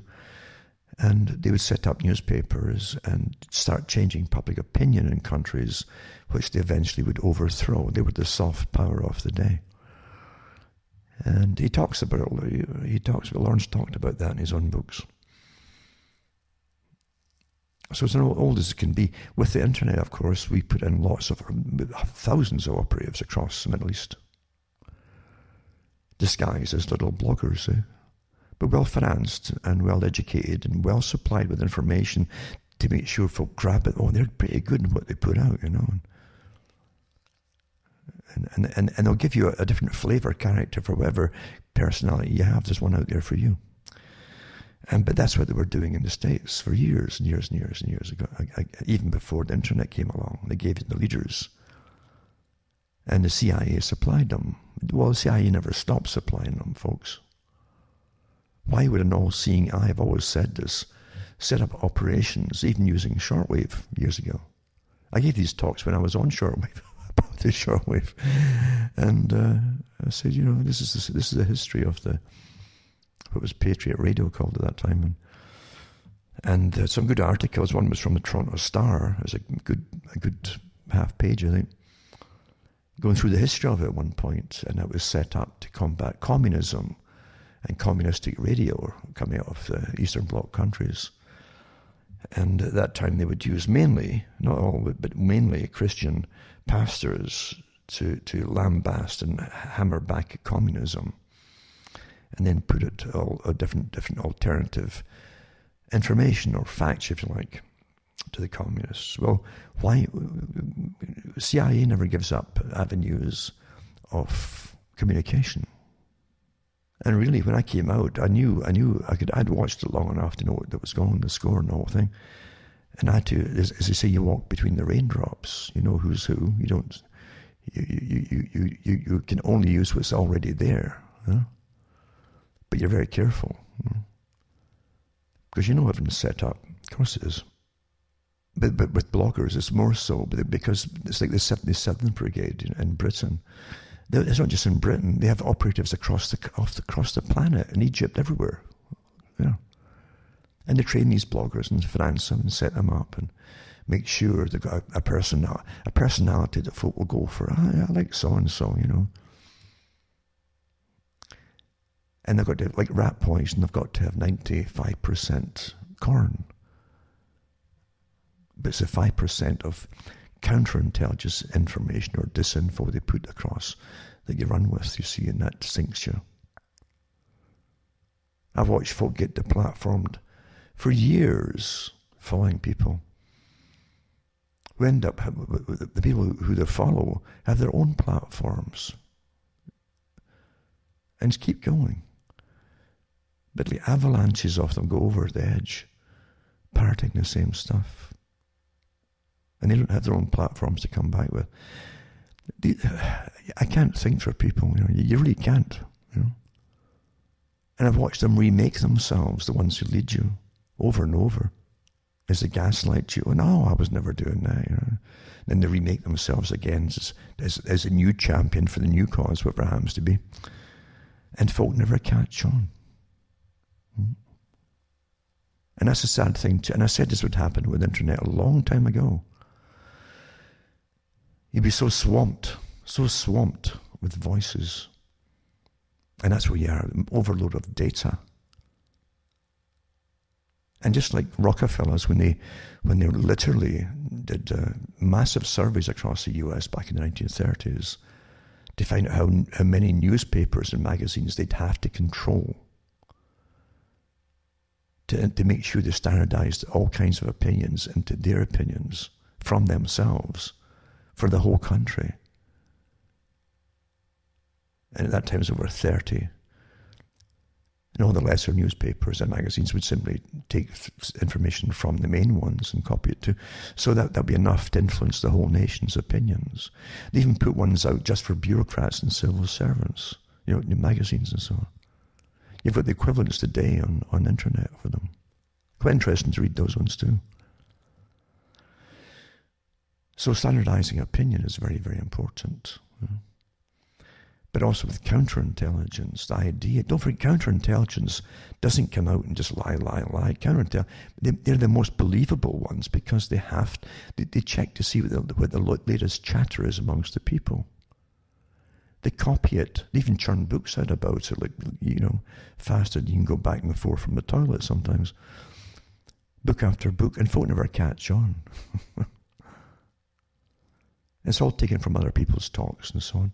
And then they add their 5% twist in it, the poison. That makes everything ludicrous, the 5%. And so the folk whose material is grabbed to legitimize the person who's counterintelligence gets labeled with the same brush. Oh, you believe in so-and-so. Oh, you're crazy so-and-so. Counterintelligence. And there's lots of that out there today. There's lots of they call them echo chambers. Now, the government has lots of agencies using echo chambers. They create a lot of them. They try again. There may be 1,000 people all saying the same things. These are echo chambers from the same source, you see. But also, and the ones you're following, you'll often find, will occasionally let it slip that they also set up and run hundreds of bloggers. You start to get little bells go off in your head, maybe, when you think about it. That's what we're living in, amazing systems of control. And then outside of that, you have the deluge of easy blogging, where everybody's getting in the act. And you have an overload, like they said in intelligence agencies some years back. Eventually, you'll get overload of data until most data becomes meaningless. And we're pretty well there, actually. We really are. You have some sites that let multiple people upload on, Just look at the pictures. It's like a zoo. It's like the old tabloids with faces all grotesque or trying to look funny or whatever. But it's like looking at a circus, So we're pretty well there, aren't we? And so what you have to stick to, if you're legitimate, are the basic facts. Where's all this come from? What we're going through today? What's its intentions? Where's the sources of facts from themselves, from the sources? And are they achieving their goals? Where's it supposed to go? And by seeing where it's supposed to go, you'll see where any weak links in the chain of command at the top come from, or where they are. There's always weak links, And you can definitely see from the very well executed and prepared setup for January the 6th at the Capitol building. It was all prepared way in advance by counterintelligence. I think the FBI admitted it had something to do with it too. And they definitely had informants working for them. At least you can say informants. I guess you don't say assets or agents. You'll never get the full truth on anything from government, especially intelligence agencies. But definitely, it was set up because the next part of the plan, as I've said, 9/11 was for loss of rights and freedoms and privacy, perpetual. And this is the next part too, anti-terror. Everybody's a suspected terrorist, especially certain just ethnic groups, for goodness sake. Imagine, you understand where this is going. This does not look well. It's shades of what can get ramped up by totalitarian regimes of the past. We see it happening now too. All the different instruments are there to make it all happen. And perhaps the main target group is the one that could do something about it to stop it or slow it or whatever it happens to be, or divert it off. Maybe that's why they're so heavily accused of all the world's ills.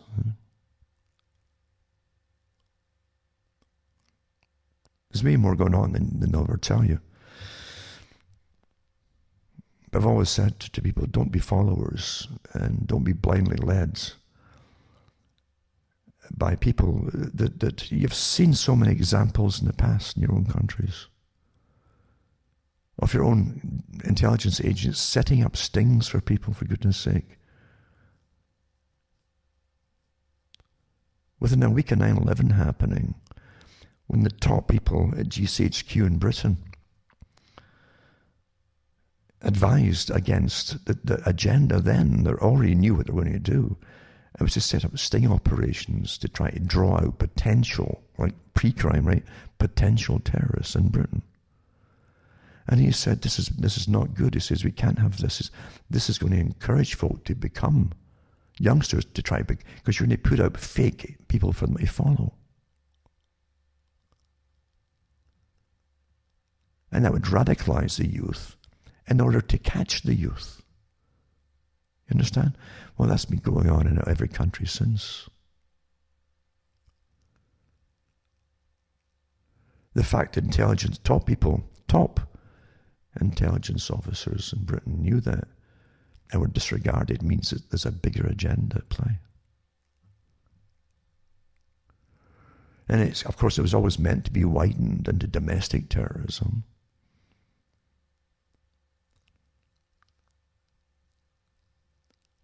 Always. And now you're seeing a world government type system, like George Bush Sr. said, and Jr., by the way, 10 years apart, a new world order coming into view. A more equal one, just like the WEF, chairman Schwab talked about. We'll redistribute your wealth. Your wealth, we'll redistribute it. That's what he meant to say, your wealth. He won't do it with his own. Another private club, WEF. So, you're living through amazing times. And you'll never, if you want evidence of these nefarious techniques used upon society from the past to the present, you're living through it. You've the greatest proof than most folk have had, even in the past. They didn't have the ability to get quick communication and to see various exposés of evil manifesting itself. Using time-worn techniques, right down to blaming the people. Oh, there's terrorists amongst you. You're a terrorist if you don't take this shot. We're hearing that already. I said this would happen a year ago. This is the sort of terminology that eventually started using. See, this is the elite's revolution. This is maybe part 3 or part 4 of their revolution. It's an ongoing stage-by-stage setup. It's not an outside revolution. This is their revolution. A continuation of it in stages. And what do you always have in revolution? What's their biggest enemy, like the Soviets? What did they immediately turn the people against? Look out for subversive counter-terrorists. You see, they're counter-revolutionaries. They're terrorists. They're enemies of the state, enemies of the people. That's what the courts in the Soviet Union called themselves.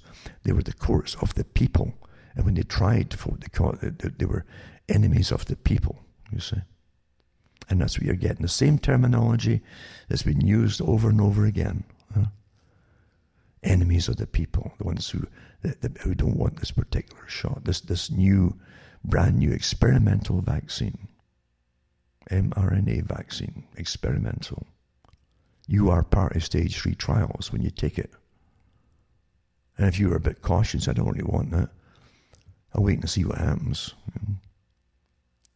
You're an enemy of the people, an enemy of the state. You're dangerous to the people. That's where you're watching the psychological units in operation, the behavioral insights teams, etc., all working overtime now to demonize people who are using caution. That's what they do in wartime scenarios. You've got to remember, too, that all of these things that are happening today were planned years ago, and not just individual plans. It's a continuum of agendas, all a cluster of agendas, all tied together, basically. To do with eugenics, the idea of scientism would rule the world on behalf, as still an employee, so on behalf of the dominant minority, the minority who owned everything financially.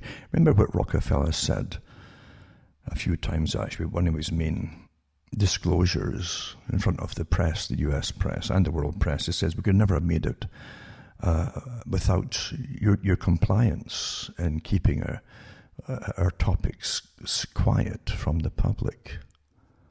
You know, I'm ad-libbing there, but that's what he said. It's after one big meeting. I can't remember if it was a Bilderberg or which one it was. But he thanked them for years. They kept silent and not told the public what was really going on. Don't ever expect the authorized media to be there for the people. It's never going to happen. Never has happened in the past. And it never will for the future. They are owned by those at the very top, the ones who own the banks. I'm not talking about bank managers, I'm talking about the ones who own the chains of banks and central banks. They're owned, folks. And the bankers to the world, etc. They're all owned. And they also have their money invested in all the control levers, such as media of all kinds, etc. And the internet and Silicon Valley, with all of its algorithms, the NSA, and the countless other, the myriad of other levels of agencies, all tapped into the same spy organizational systems. They're watching all of us. That all came out from 9/11. You know?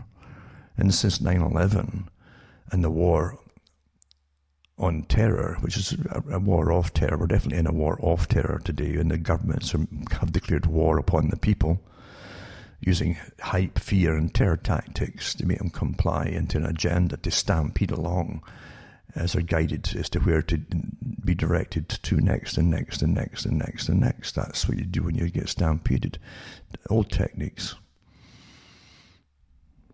So, yeah, you don't ever think the media is ever going to be there for you, right? Brzezinski said it. He says the people will shortly expect the media to do their reasoning for them. He meant their thinking too and their reasoning, right? And folk really do think, oh, if there's anything worth knowing, they'll tell us. Like they've got a duty to tell us. Where's that written in stone? You know? How you're trained to be naive is just astonishing. You can't even get a proper weather forecast from them. In Canada here, I mean, I've had about a foot and a half of snow in the last day and a half, but the media said it'd be maybe 4 centimeters. You know.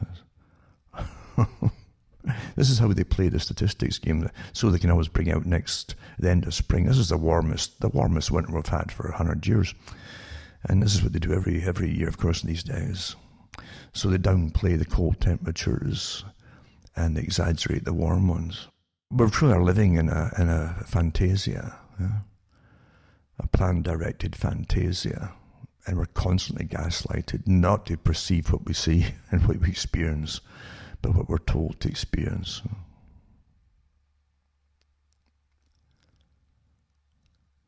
I mentioned before, the countless studies that are done on the public, sometimes with hidden cameras by psychology departments, universities, and so on, are given permission to do this by the authorities, the authorities.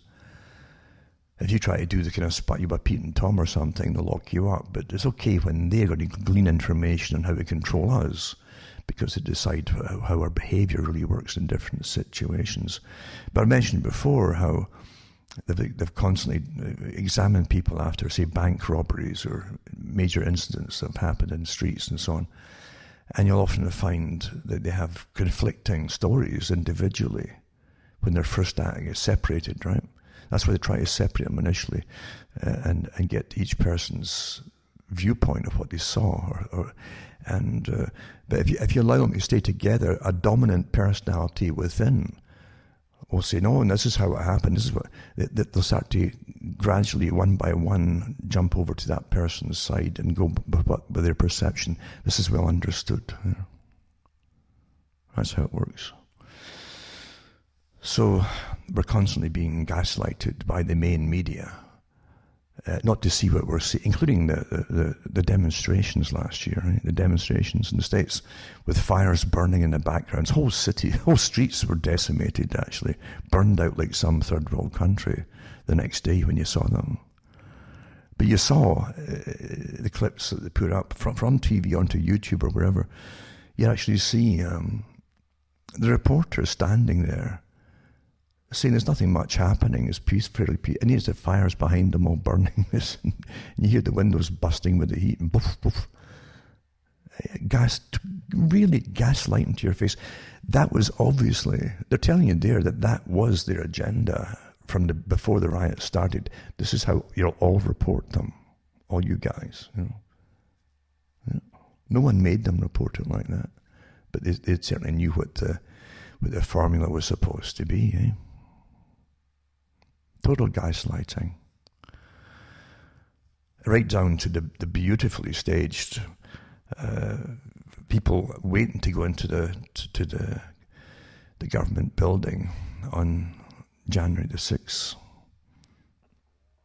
And the police obviously compliant, expecting it. All laid on in advance, so that photographers could have a field day saying, oh, these are absolute rioters. There's all these white folk here. That's what they targeted the next day, white folk, you know. What do you mean? All the white folk in the world were not there, folks. And most of them that were there were not inside that building.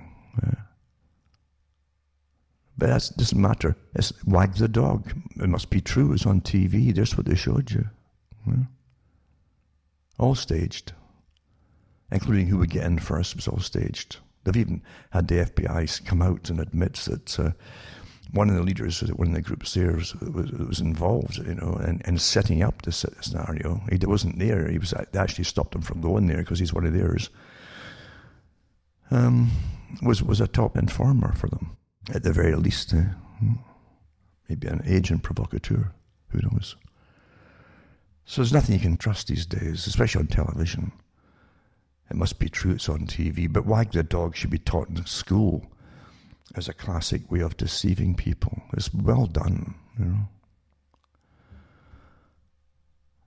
It's a comedy too, you know, but it's well done. It's more real than anything.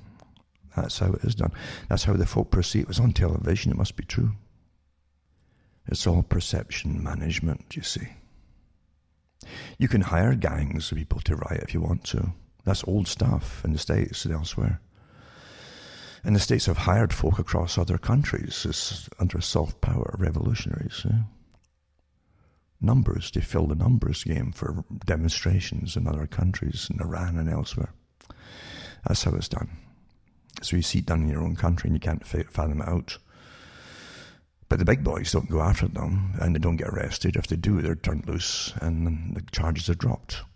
That tells you all you need to know. But the ones who fell for it in the Capitol building on the 6th of January, the ones who just fell on the darn thing, it saps all of a shame. Absolute shame. Because it was a setup. It was made for TV, literally made for television. You know? And it was to discredit all the other folk that were there just grieving, basically, about losing what they saw as their nation. You know, it wasn't just to do with who got elected.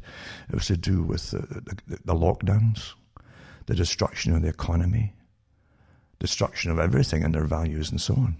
They've been watching for a whole year. That's part of the reason they were there. Of course it was. And helped along by other forces, obviously helped along, if not led there by other forces. I won't name them, but that's how it works. And folk will still follow the ones who led them. What a shame. And that's interesting too, watching, again, people who led them, or at least encouraged them, maybe even financed them, that whole demonstration there, or meeting, or whatever you might call it, or protest, remake themselves immediately by the professionals behind them. Well, everything's produced and managed, and folk don't realize it. You know, remake their images and so on. And other folk who I think were hoping that Trump was real, even in religious organizations, immediately turned tail as soon as the first utterance came out. Oh, you must be mad after all, talking about Trump, because that came out from the papers that very night of the 6th of January. And they started to think, oh my God, they're going to go after, they're going to purge all the folk that were right-wing. So they immediately turned tail and turned their whole, that jacket's inside out. Well, that's not really us, we're different, you know. And that was something to watch, that. The fear in people, eh? We're a world when you're living in fear all the time, and lots of folk are. And that's what authorities want, too, living in fear. Now, there's no lack of evidence, as I said before. There's no lack of evidence from the elite's point of view to do with too many of you. With all the documentaries that came out and books galore that came out from the sources, like the Better Families Bureaus for America, the Rockefeller groups and so on, do with eugenics, better breeding, and of course the racial hygiene that Germany had, where they did go around the hospitals with hygienic people who eradicated the unfit, as they called them. You know, the non-essential types, the people who had hereditary deformities or whatever it was, or mental illnesses of one kind or another. Lots of people get congenital defects from birth, really. Lots of children would get be perfect or look fine too. But if the cord went round the neck in the womb, they could be deprived of vital oxygen at the crucial point at birth and so on. And just for a minute or two, that's all it takes to cause damage. So all these kind of, they were wiped out by, again, the practical folk, because science took over in Germany, you see. And scientists rule. No, they can't argue with science. And Hitler did congratulate the West for their research into eugenics. That's where he copied it all from Cold Springs Harbor Group in the States, where they brought in cattle breeders from the Cattle Breeders Association of America to see if they could use the same techniques on breeding better people. And they did the same thing. They started sterilizing the unfit. You see, the people who were poor and ended up on welfare obviously were mentally ill, because that's why they're poor. They're unfit. That came from Britain, by the way, the poorhouses. When you read the articles that were written at the time, from books and magazines at the time, 19th century Britain, going into the 20th century, the class system was so rancid. They really talk quite openly about the fact, well, the poor folk are obviously mentally unwell. You know, that's why they're poor. So they should really be eradicated, or at the very least sterilized. It's very probably, hereditary. That's what they said. That hasn't changed, folks. And as science went into the ascendancy, it's more solidified today than ever before. We've had the eugenicists come out over the last few years. Professors in this university, in that university, one in Australia, comes out every so often. And people should just live to 60-odd and die and leave space and not consume so much, so the next generation can get work and take over. And you're getting convinced to die. These are persuaders. These are professional persuaders, people.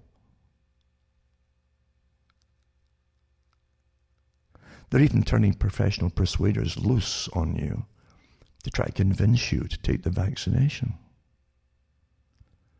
Now, you wouldn't need professional persuaders if you can just come out with the straight facts, all sides of it, of facts. See how far you get. If you had the guts and the okay to go ahead and actually tell people all facts and all side effects and all possible bad effects, leading to death perhaps even, But no, perfectly safe. For folk who died, nothing to do with vaccinations. All from the manufacturer's point of view, I remember doing articles on Monsanto years ago. Had all the patents, you see, on modifying the vegetables, the genes in the vegetables, and adding things and taking things away and all that. And people are complaining too about the side effects of not just that, but also the pesticides that went along, like the Roundup Ready, went along with using Monsanto's products. And the side effects that folk were claiming were coming from the pesticides as well. And they were getting sued and getting off with it too. You're getting actually charged, by Monsanto and getting put in, having to pay fines, hefty fines and so on. And independent laboratories that wanted to investigate the pesticides and the actual seeds and that for themselves were forbidden by Monsanto to do it because they had the patent rights that no one could publish anything about their products except themselves. That was law. So no one, even for the health of the public, was allowed to investigate and test this stuff in laboratories for years. It's no different than from vaccine companies. They give the handouts. They tell all the governments what to say. Nothing to do with the vaccine, without even checking to see if it immediately the person dies after the vaccination. They can tell you within 20 minutes that it has nothing to do with the vaccine. No. Really. And that's good enough for us. This is your freedom. This is the system that you're going like idiots and go and vote for again. So let's get back to 9/11. That was to usher in the terrorism, anti-terrorism, you see, and no privacy. And in America, especially, they had written into law what their natural rights were, which was self-evident. They put it into writing at least. Have been stripped away. Yeah. And this is part 2 of it, where you're all terrorists. Even if you thought about something, you might be a terrorist. Did you have the right kind of thinking? This is what they're coming down to with the ministries of truth, out of George Orwell, ministry of truth. And then they'll get it out of it. They'll send you to the ministry of love, where they torture you to see what you've been saying. Yeah. And don't forget, too, 1984, in the book and in the movie version, there's different movies made on it, but the one with Richard Burton was really well done, where Winston goes to see Burton, who's one of the officers of that class, of the ones who rule, the inner party. And eventually finds, after he's caught and sent off to be tortured, and Burton comes to torture him, he says, because Winston believed that there was a rebellion army, basically, an army of rebels who would overthrow this nasty totalitarian system. And Burton says, and Winston said, well, you gave me the book, the manual for revolution. And Burton said, well, I wrote it. He says, well, not all of it. I wrote some of it. So even the ones that you follow to rebel against are given to you. And their philosophy is given to you to draw you out and use you and catch you all. Ding, ding, ding, ding, ding. That's how it works. People have to really want freedom, really want it.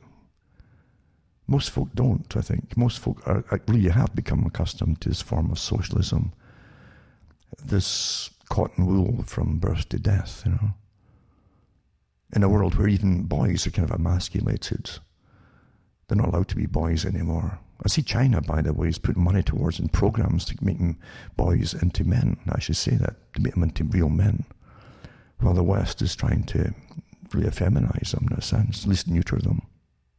Has been for a long time.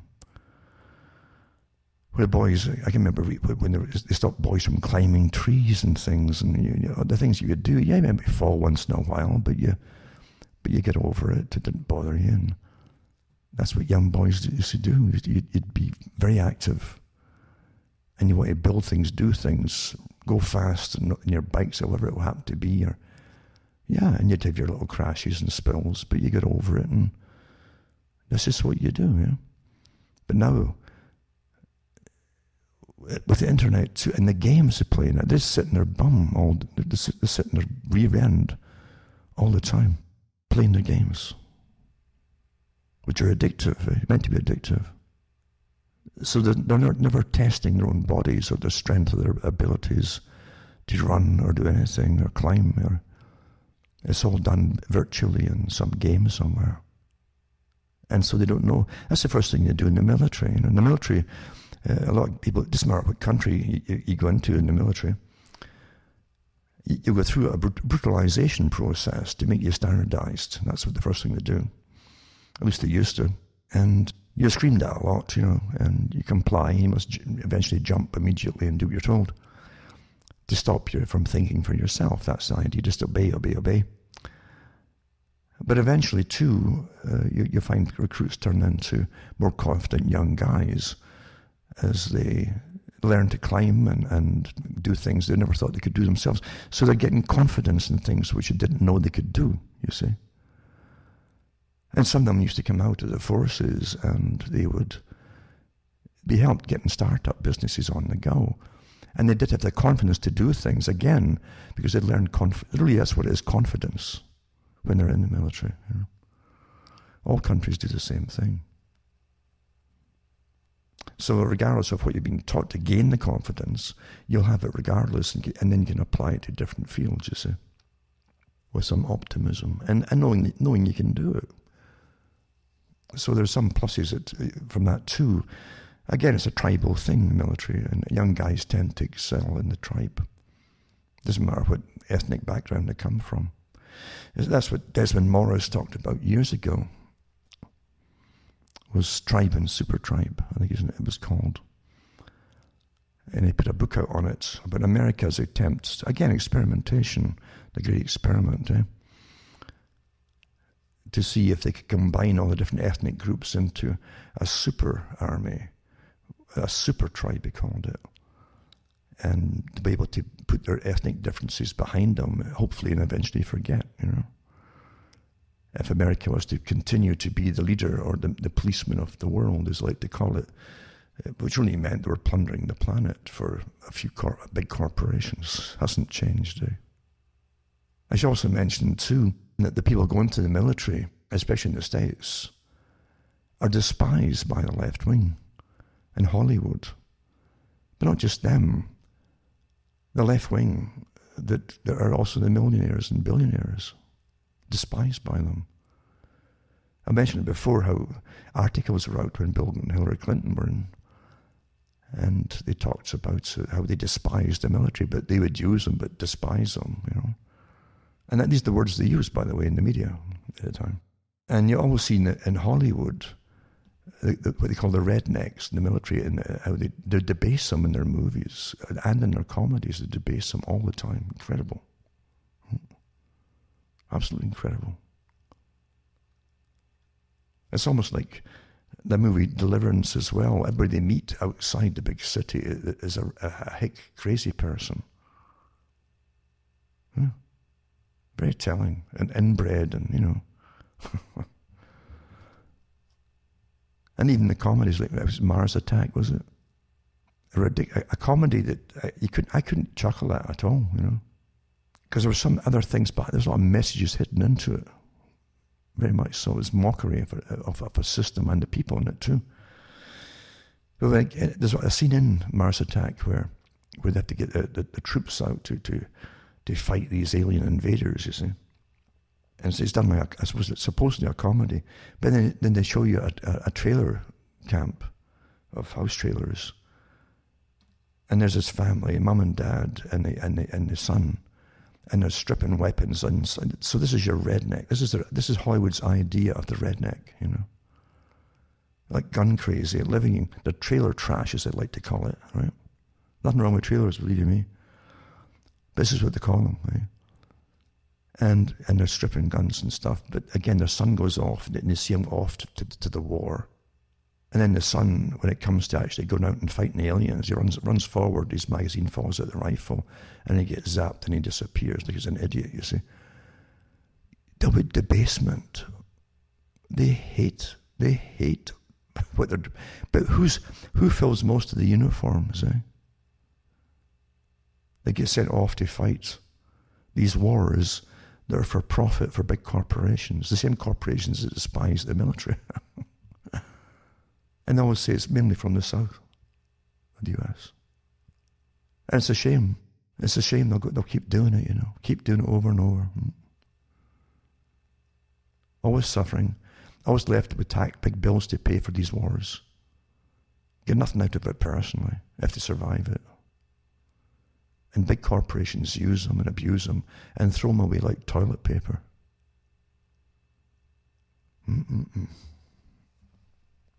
Now here's an article here called "The New Domestic War on Terror is Coming." So they start off with the war, again, war on terror and the stripping of privacy in 9/11, right?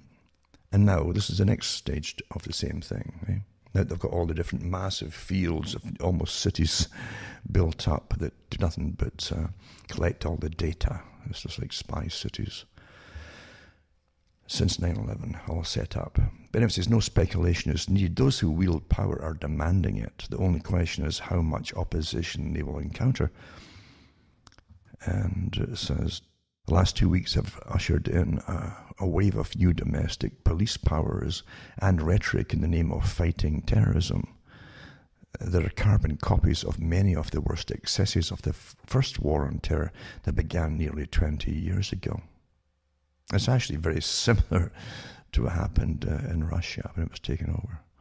It says that this trend shows no signs of receding, and we move further from the January 6th Capitol riot. The opposite is true. It says it's intensifying. We witness an orgy of censorship from Silicon Valley monopolies with calls for far more aggressive speech policing, and that's what they call it, speech policing. We're back to Orwell again, eh? Ministry of Love, Truth. We've got ministries of truth now, decide what truth is. Eh? And so speech policing. A visibly militarized Washington, D.C., featuring a non-ironically named green zone, and vows from the incoming president and his key allies for a new anti-domestic terrorism bill. So it's really a domestic terrorism bill, and frequent accusations of sedition, treason and terrorism against members of Congress and citizens. This is all driven by a radical expansion of the meaning of incitement to violence. It's accompanied by viral on social media pleas that one work with the FBI to turn on one's fellow citizens. It says, see something, say something, and demands for a new system of domestic surveillance. Underlying all of this are immediate insinuations that anyone questioning any of this must, by virtue of these doubts, harbour sympathy for the terrorists and their neo-Nazi, white supremacist ideology. Liberals have spent so many years now in a tight alliance with neocons and the CIA, and isn't that the truth, eh? It's all one group now. That they're making the 2002 version of John Ashcroft look like the president of the old school, the ACLU. The US Department of Homeland Security website touting a trademarked phrase licensed to it in 2010 by the City of New York, urging citizens to report suspicious activity to the FBI and other security state agencies. The more honest proponents of this new domestic war on terror are explicitly admitting that they want to model it on the first one. A New York Times reporter noted Monday that a former intelligence official on PBS NewsHour, that's a public broadcasting service NewsHour, that the US should think about a 9/11 Commission for Domestic Extremism and consider applying some of the lessons from the fight against Al-Qaeda here at home. More amazingly, General Stanley McChrystal, for years head of the Joint Special Operations Command in Iraq and the commander of the war in Afghanistan, explicitly compared that war to this new one. Speaking to Yahoo News, he says, I did see a similar dynamic in the evolution of Al-Qaeda in Iraq, where a whole generation of angry Arab youth with very poor prospects followed a powerful leader who promised to take them back in time to a better place. And he led them to embrace an ideology that justified their violence. This is now happening in America. I think we're much further along in this radicalization process and facing a much deeper problem as a country than most Americans realize. What they don't mention here too is it's a whole history of Al-Qaeda, what it is.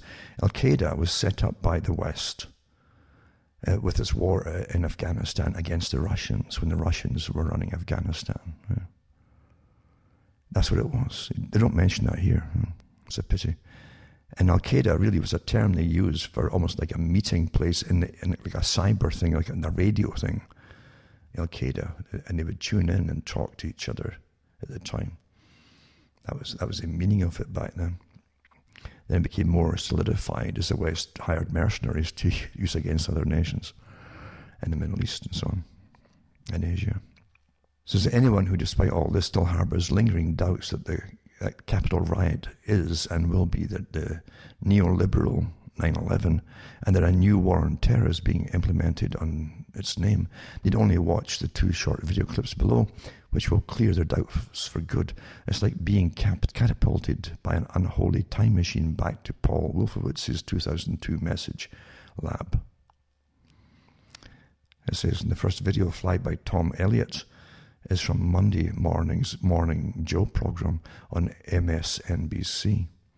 The show that arguably did more to help Donald Trump become GOP nominee than any other. It features Jeremy Bash, one of the seemingly countless employees of TV news networks who previously worked in Obama's CIA and Pentagon, demanding that in response to the Capitol riots, we reset our entire intelligence approach, including looking at greater surveillance of them, adding the FBI is going to have to run confidential sources. See if you can detect any difference between what the CIA operatives and neocons were saying in 2002 when demanding the Patriot Act and greater FBI and NSA surveillance, and what the CIA official turned NBC News analyst is saying here. The second video features an amazing declaration from former Facebook security official Alex Stamos, talking to the very concerned CNN host Brian Stelter about the need for social media companies to use the same tactics against US citizens that they use to remove ISIS from the internet. That's what I'm saying. There's the same tactics by the same teams in cyber warfare operatives. In collaboration with law enforcement, and that those tactics should be directly aimed at what he calls extremist conservative influencers. Conservative influencers. So let's use the military. Cyber warfare, which they're already using about the COVID. Says press freedoms are being abused by these actors, the former Facebook executive proclaimed. Stamos noted how generous he and his comrades have been up until now. We have given a lot of leeway, both in the traditional media and in social media, to people with a very broad range of views, but no more. Now is the time to get us all back in the same consensual reality. In a moment of unintended candor, Stamos noted the real problem. There are people on YouTube, for example, that have a larger audience than people on daytime CNN. I wonder why. And it's time for CNN and other mainstream outlets to seize the monopoly of information dissemination to which they are divinely entitled by taking away the platforms of those people who actually want to watch and listen to. So it's true enough, it's monopoly. It's back to monopolization for the mainstream, who literally were falling apart for years. No one was looking into them because we know it's all disinformation. And they've been getting government subsidies for years and years. Well, now they want the right for all data, to give out all data.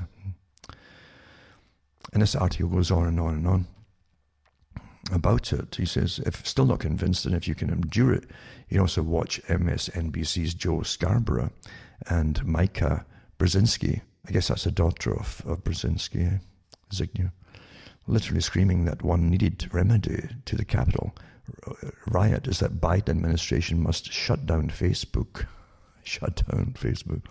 Calls for a War on Terror sequel, a domestic version complete with surveillance and censorship, are not confined to ratings-deprived cable hosts and ghouls from the security state.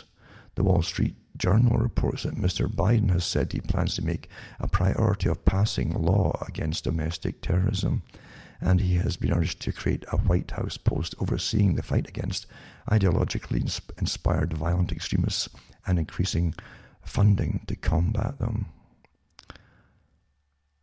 And it'll go right down to just speaking, you see. They want to censor all speech. I hope you understand it. Well, you cannot have democracy and censoring speech. You can't have it. It doesn't work. You either have totalitarianism, and tyranny, or you have democracy. And in democracy, you've got to tolerate all kinds of speech. Why would such new terrorism laws be needed in a country that already imprisons more of its citizens than any other country in the world as the result of a very aggressive set of criminal laws?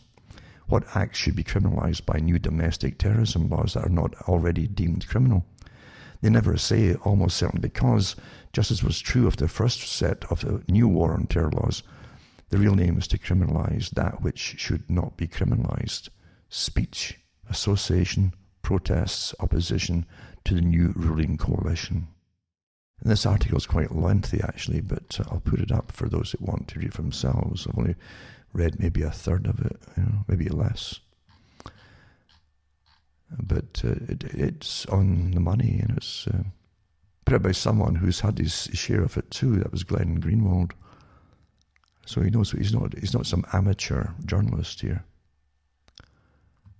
Telling you what's coming down the pike and what is happening in real time now, right? This is not something from the future. Remember, all these laws too are immediately expanded as soon as you put on the books to include all kinds of things, or even, what were you thinking when you said that? I'm not kidding you. This is where it's all supposed to go. Thought crime, eh? Thought crime. Own think. You have your own think. Was that your opinion? Or did you get it from someone else? This article here ties in with it too. When you see everything working together, under different names and different departments, it's all the same. It's one organization. And this is from the Rutherford Institute. It says, in the shadow of that hideous strength, the UN's proposed alliance with big data to know where you are and what you're doing. And this is from 2016. Oh, it's old news. Oh, no, this is relevant today. There is no such thing as old news, folks. This is the age of crony capitalism married to scientific research. With the sword of the state blazing the way, enter that hideous strength and C.S. Lewis's scathing yet prophetic portrayal of a science unhinged from objective truth and sold out in the pursuit of power. What we're hearing today, COVID, science is the ultimate God and truth. You can't argue with science. Despair of objective truth had been increasingly insinuated into the scientists' indifference to it, and a concentration upon mere power had been the result. Dreams of the far future destiny of man were dragging up from the shadow and unquiet grave of the old dream of man as God. That hideous strength, page 203. Lewis's not-so-science fiction work haunted me that last April when I served as a non-governmental organization representative to the UN's Commission on Population and Development. The theme for 2016 was enhancing the demographic evidence base. In other words, the Commission was concerned about data, accurate data you can sink everything, your teeth into, and track population movements, contraceptive usage, and a country's overall amount of harmful alcohol consumption. The UN wants to know everything about everybody. They seek a level of omniscience, unprecedented in the world's history, all as a crucial part of their grandiose, audacious, sustainable development goals for 2030. But convincing someone to sell their freedom requires some big promises. How about Sustainable Development Goal number 1? End poverty in all its forms everywhere, for a starter. The UN's Commission on Population Development is one of 10 commissions in the Economic and Social Council, as ECOSOC. It all smacks of George Orwell's 1984. I think the Eurosoc and so on. So this is it here. It's ECOSOC here, right? ranging anywhere from the Forum on Forests, that's UNFF, that's the United Nations Forum on Forests, and Status of Women, which is UNCSW. Through starched, dry, and benignly entitled commissions, the UN elite seeks to control the economic and social development of the world. The fundamental philosophy undergirding ECOSOC is collectivism, relying heavily upon top-down central planning by self-interested bureaucrats, each with a pet issue to peddle. But the stubborn thorn of all central planning has always been limited knowledge. The UN is now making a concerted effort to overcome that hurdle by making use of big data, as if to only make matters worse, the economic elites and the cosmopolitan bureaucrats finally may have enough information to make subpar sovereignty ceding harmful decisions and thereby forever proving Hayek right. And I think Hayek, in The Road to Serfdom, said, central planning owes its present strength largely to the fact that while planning is in the main still an ambition, it unites almost all the single-minded idealists, all the men and women who have devoted their lives to a single task.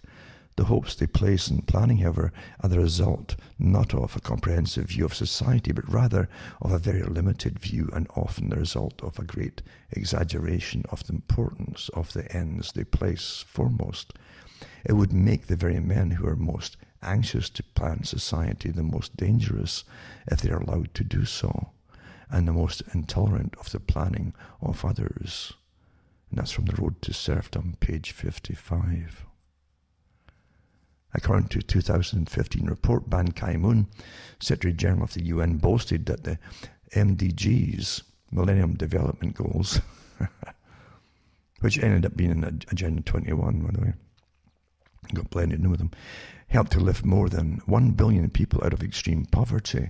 The claim failed to reference probably the most important factors in the reduction of global poverty, the growth and privatization of both China and India over the last several decades.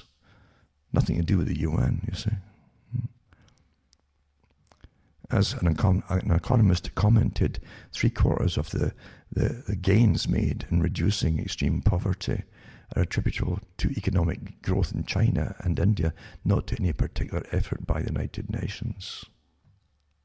So along with goals of ending poverty and ending hunger, the Sustainable Development Goals, SDGs, seek to ensure universal access to sexual and reproductive health and reproductive rights, which many countries interpret as abortion on demand. A sustained effort, especially by developed countries, to control and limit world population, not to forget combating climate change, increasing use of renewable energy, and the picturesque Goal 16, which is to promote peaceful and inclusive societies for sustainable development, provide access to justice for all, and build effective, accountable, and inclusive institutions at all levels. It sounds so nice, or does it? An integral component for the UN's SDG aspirations are their ability to measure progress. All this requires data, massive amounts of it. This includes traditional sources such as census surveys, civil registration, but also big data. A UN report, and the links are all here, by the way, in this article, from the UN, listed current projects to exploit big data and gather information, including mobile positioning data for tourism tracking, mobile phone data for commuting patterns, tweet analysis, and smart meters for analyzing the structure and size of households, among countless others. ECOSOC released in 2015, and the link is for this one here too, report of the Global Working Group on Big Data for Official Statistics. The potential of big data sources resides in the timely and sometimes real-time availability of large amounts of data, which are usually generated at minimal cost. Now, the point of all of this, too, is the fact the UN, naturally, since it's a front for those who own the world, is talking about your ID 2020, they called it. a big program for ID 2020, for IDing everybody across the whole planet. ID 2020, an ID that'll be on all the phones to start with, you see. At least on the phones, and maybe on paper too for those who don't have the phones yet. But everybody will have to have their ID 2020. Your tracked and traced ID, basically. So, yeah, the UN is a big part of it, naturally. Yeah. Because after all, it was set up to be a front for those who own the world, to bring in the system of the world that they want the world to be, as opposed to what it was and is in the moment. We're far closer to their goals now, actually. Most folk don't realize what you're living through when you're living through it. This article falls in line with the last couple, and it's from John Whitehead, and he talks about, again, what's happening with terrorism and domestic terrorism and so on. And it's called Enemies of the Deep State. The government's war on domestic terrorism is a trap. We're moving fast down the slippery slope to an authoritarian society in which the only opinions, ideals, and speech expressed are the ones permitted by the government and its corporate cohorts. In the wake of the January 6 riots at the Capitol, domestic terrorism has become the new poster child for expanding the government's powers at the expense of civil liberties. Of course, domestic terrorist is just a latest bullseye phrase to be used interchangeably with anti-government, extremist, and terrorist to describe anyone who might fall somewhere on a very broad spectrum of viewpoints that could be considered dangerous. Watch and see, we're all about to become enemies of the state. In a deja vu mirroring of the legislative fallout from 9/11 and the ensuing build-up of the security state, there's a growing demand in certain sectors for the government to be given expanded powers to root out domestic terrorism. The Constitution be damned. If this is a test of Joe Biden's worthiness to head up the American police state, he seems ready.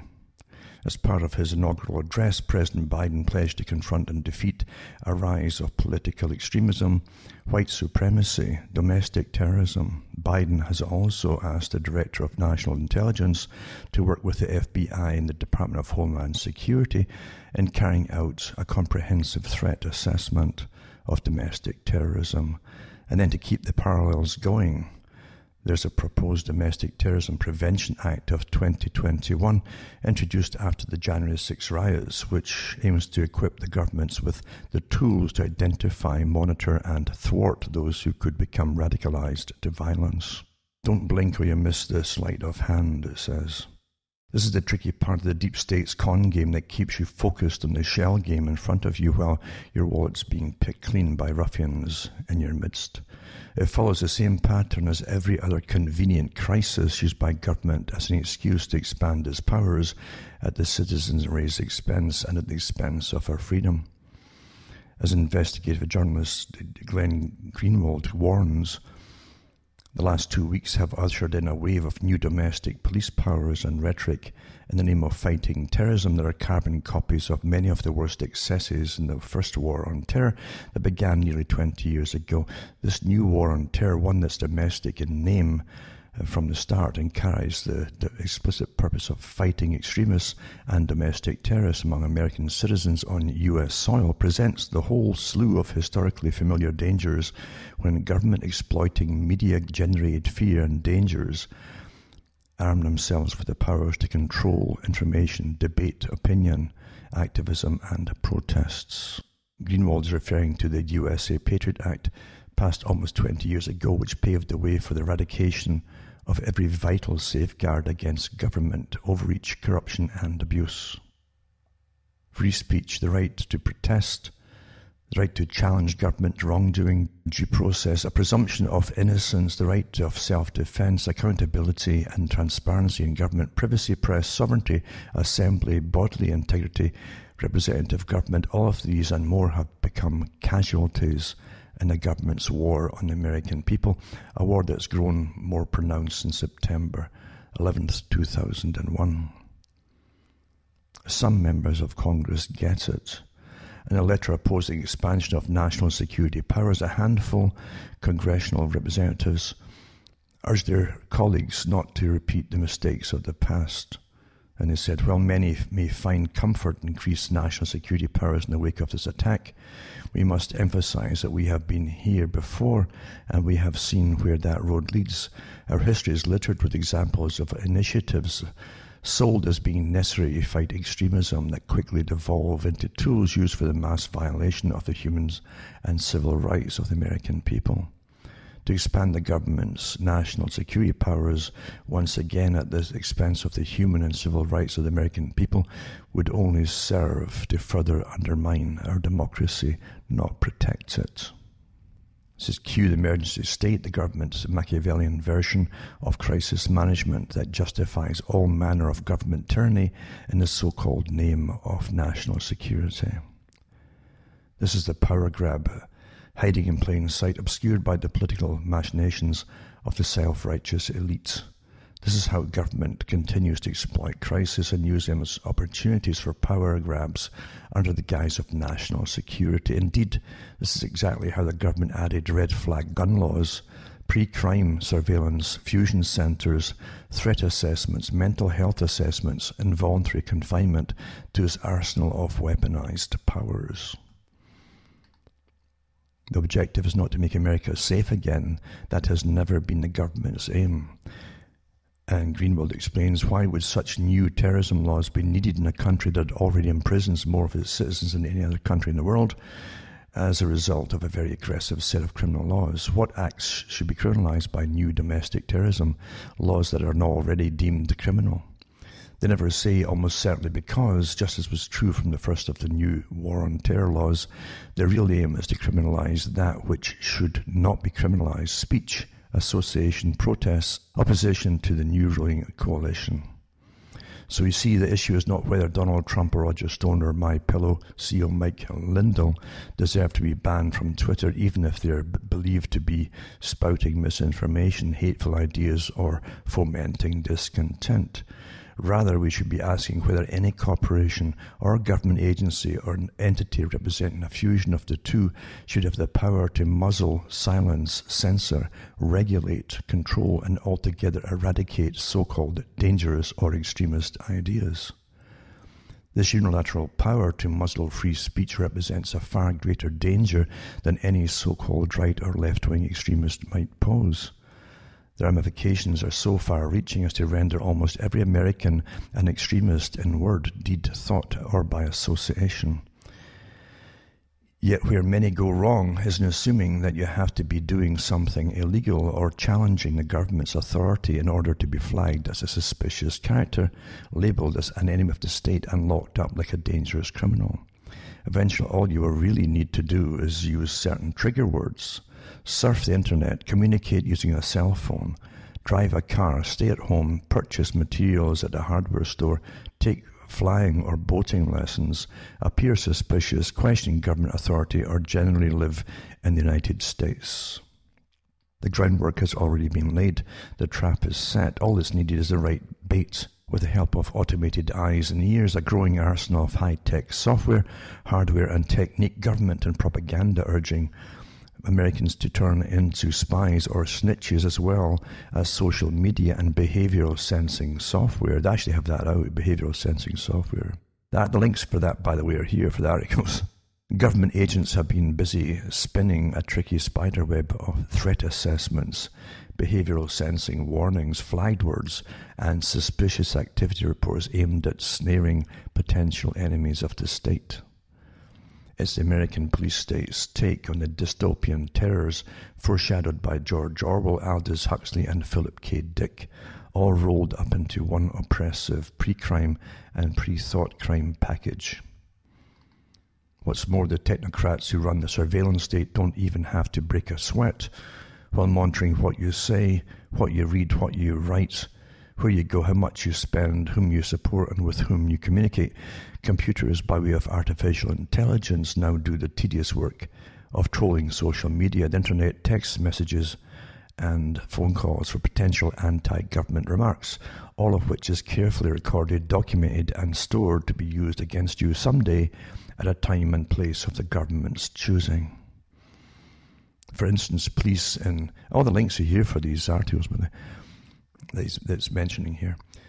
Police in major American cities have been using predictive policing technologies that allows them to identify individuals or groups of individuals most likely to commit a crime in a given community.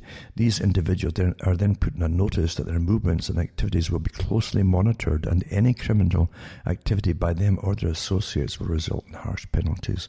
In other words, the burden of proof is reversed. You are guilty, right? Before you're given any chance to prove you're innocent. So it's sort of changed around what it used to be. Innocent proven guilty, so now you're guilty and proven innocent. Dig beneath the surface of this kind of surveillance police state, however, and you will find that the real purpose of pre-crime is not safety, but control. Red flag gun laws merely push us that much closer towards a suspect society where everyone is potentially guilty of some crime or another and must be preemptively rendered harmless.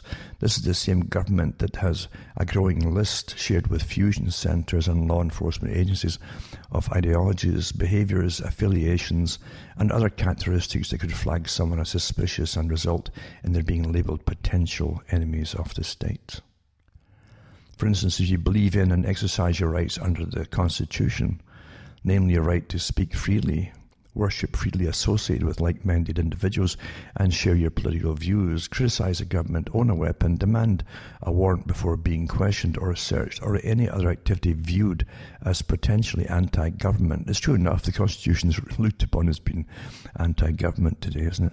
Racist, bigoted, anarchic, or sovereign, you could be at the top of the government's terrorism watch list. And I got links to these articles too, by the way, including the government's list and so on, from the New York Times. It says, moreover, as the New York Times editorial warns, you may be an anti-government extremist, such as domestic terrorist, in the eyes of the police if you are afraid that the government is plotting to confiscate your firearms. If you believe that the economy is about to collapse, there's another one too, you see, which, of course, you're wondering how it's still ticking along there, eh? Since it really is pretty well shut down altogether.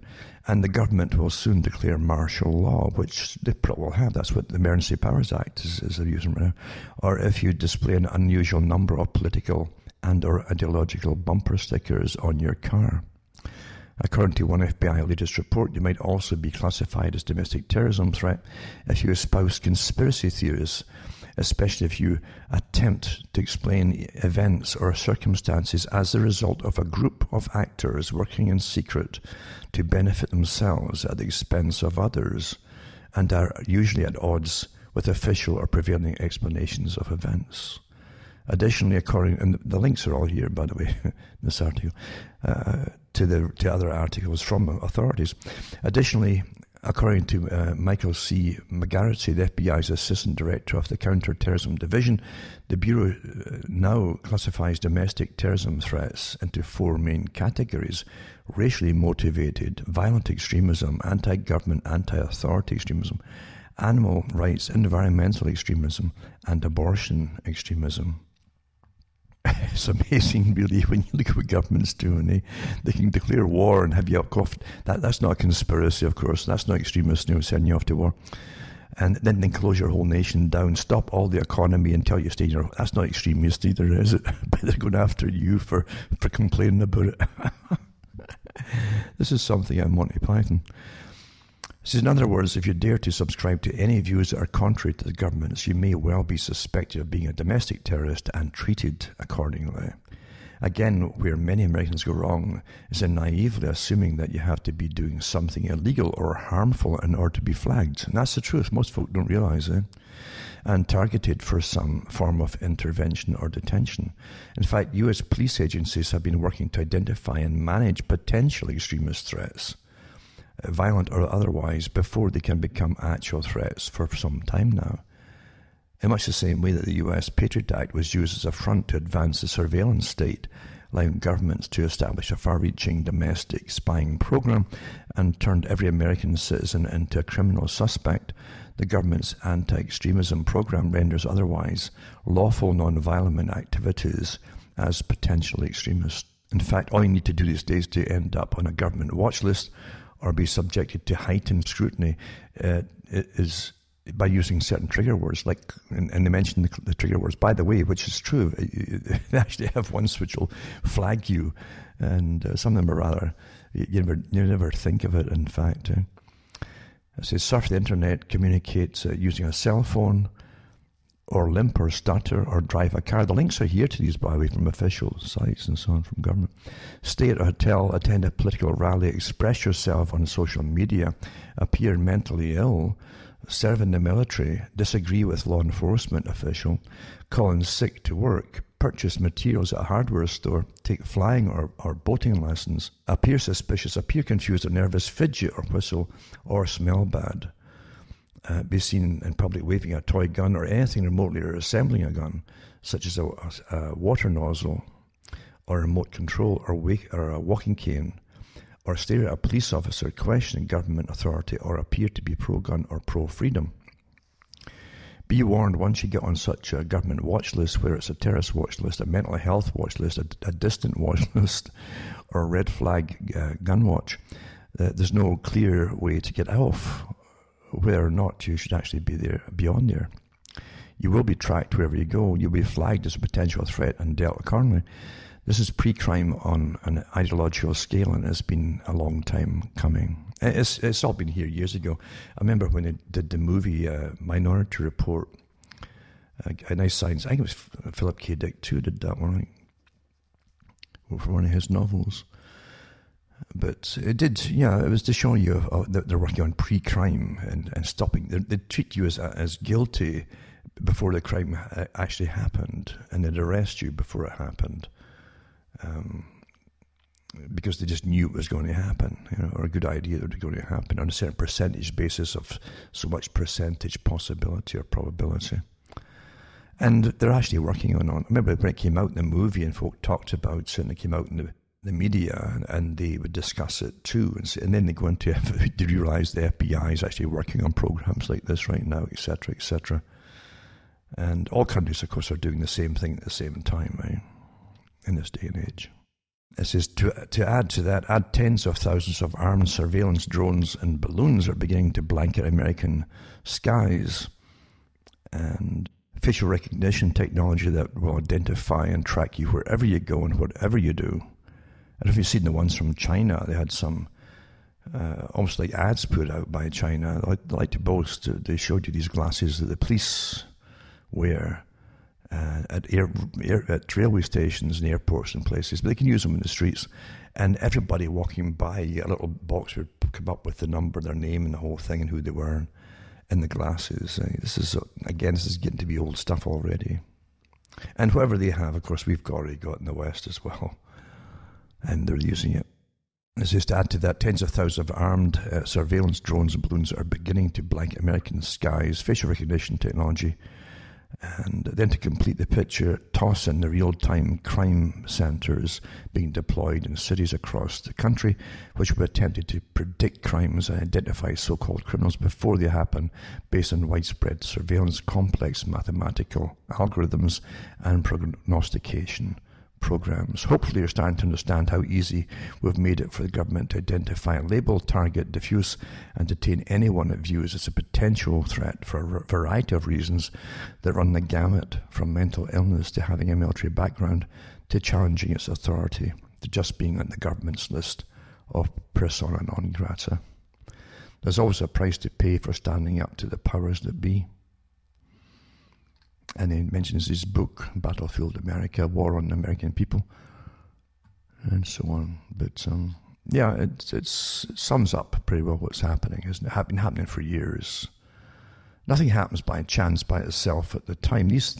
All these different things that are suddenly put into effect have been on the drafting boards for years and years. I always say just take them off shelves and blow the dust off them and implement them when it's time. And that's really how the system works. And remember, too, again, go back into it, because folk forget very quickly, and I do myself at times, to send a few bucks my way at cuttingthroughthematrix.com.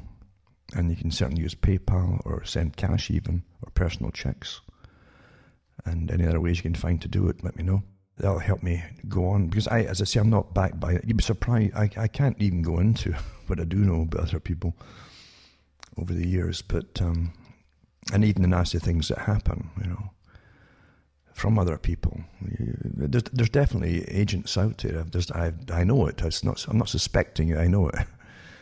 And the dirty tricks that they play on others to try and get them off the air is quite astonishing, some of them.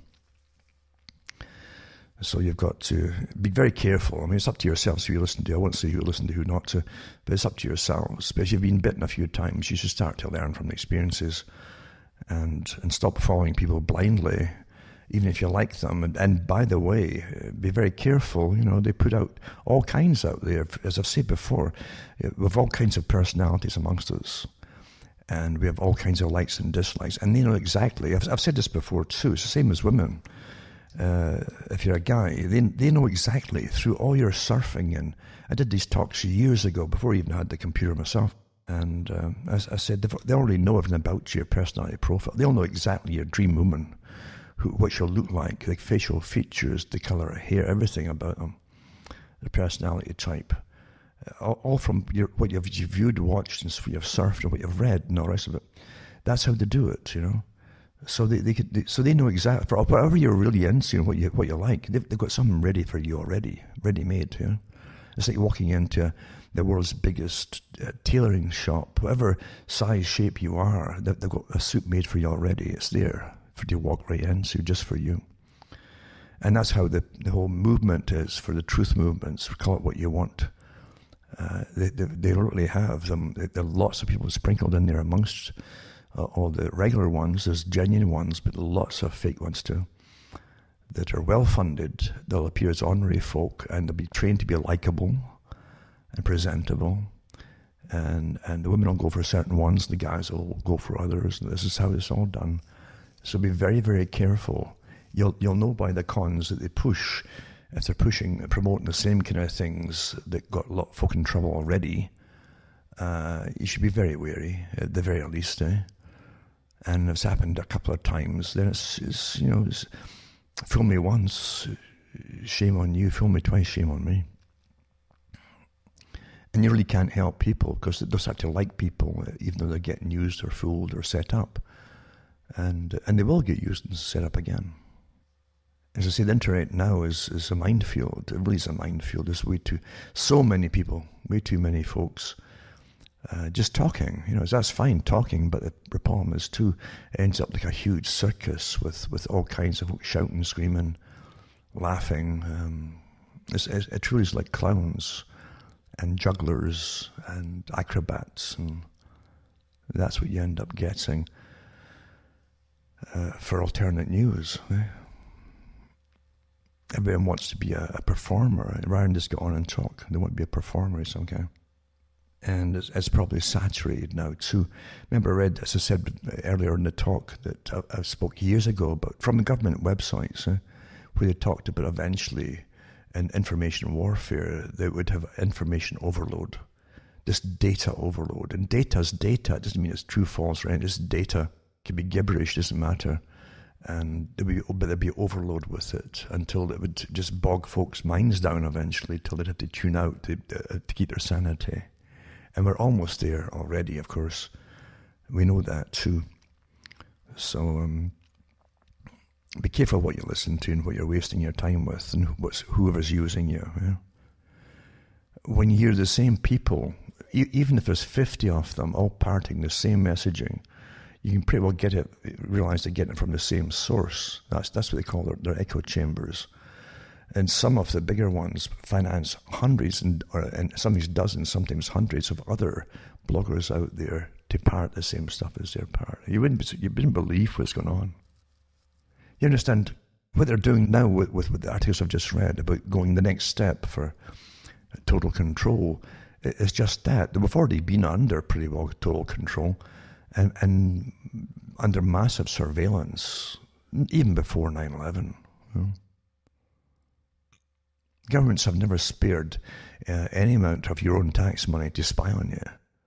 It's awfully important to know what's going on. Even before the internet, they had thousands of their own agents scattered through London, as an example. I remember reading an article years ago on the air at the time. And that's about 5,000 of them across London. They had them across other countries that used to belong to the British Empire as well.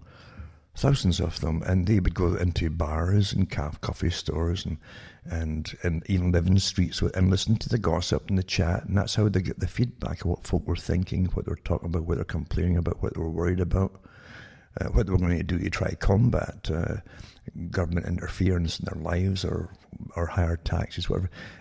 They always go, nothing takes government by surprise, folks. That's why. This information gathering. Jack C. Lowell talks about it. The 1950s, across the whole of Europe, they had what they called Cardiac systems. And these were, you'll see these rotary type systems, with the cards in them. But they had buildings with this stuff. Every country, including Britain, had them. And they'd have the data on every citizen that they could, or the data, whatever they could collect from school. You don't realize in school, even teachers' reports were all being collected on the different individual children. Any little test that they gave them, little IQ tests, were all collected and put in the cardiac system. Troubles that the children had, truancy, things like that. Anything at all that was displayed was all noted personality-wise and so on, and put in their cardiac system. And when they left school, their employment records, their marriage records, even their affairs records, were all the intimate stuff that could be gleaned from folk living in your communities and your streets was passed along, folks. 1950s onwards. And that's why government never loses control. Nothing really takes it by surprise. And most of governments show the politicians are not the bosses. They're there to take the tomatoes that are thrown at them until you're fed up and you get another group that you vote in, and then you start with them again, going round in circles. That's what politicians are there for. They know they're serving a higher power, higher than the general population, put it that way. And again, you had the same things coming from big players in the past who were more motivated in years gone by because of the superiority level, and their attitudes as well, of writing in their own books what they thought of the general populations. They were rather open. Charles Galton, Darwin is a great one to read the next million years. I've mentioned it so many times. And I never get fed up reading it, in fact, because it reminds you remind yourself once in a while, we haven't progressed, they haven't got nicer to us, the masters, They're the same ones then as they are today. And they have more means to implement the agendas that Charles Galton Darwin talks about. I mean, the rest of the people, again, to him, were inferior. But his own class, his own type, were superior. They're the wild men. But even the middle class are irrelevant to him. He's talking about the ones who plan and direct and work with the teams that plan and direct the future. All of it. Economic, fashion, culture, everything. Legal, etc. That's how they do it. And they're wild. They're not inhibited by cultural norms, which they've forced upon you, in fact. And that's what they say. We steer the ship. We steer the planet Earth. Therefore, we cannot be inhibited. We are wild men. Wild to make great leaps, you see, of decision-making. Unconventional decision-making. Unrestricted by morals or anything else. That means if they wanted a mass call, they would just do it. You understand what they're talking about? The next million years. Mm-hmm.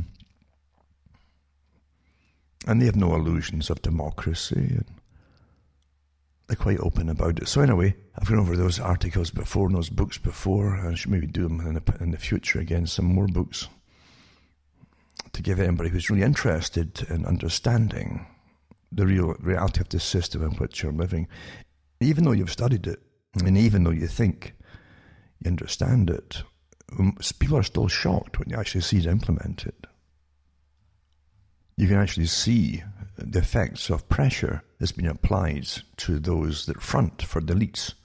I mean, the political parties that manage it all and so on behalf of those who are above them, and the pressure they're under And you'll see that the absolute venom coming out of these politicians now, venom, when they cannot be obeyed immediately in this system of authoritarian control. They just can't get the immediate compliance by those who should be obedient to them. And you'll see them getting really furious about it. And this is a very dangerous time when you see people showing fury in positions of power over the people, because that is the same characters in history who've ordered more drastic things to be done to the publics of some countries in the past. And you're seeing that the start of it here now is to demonize. I mentioned before about genocide, how they demonize a segment of society. It's the first step. You make them subhuman in the eyes of everybody else. You keep repeating it, repetition.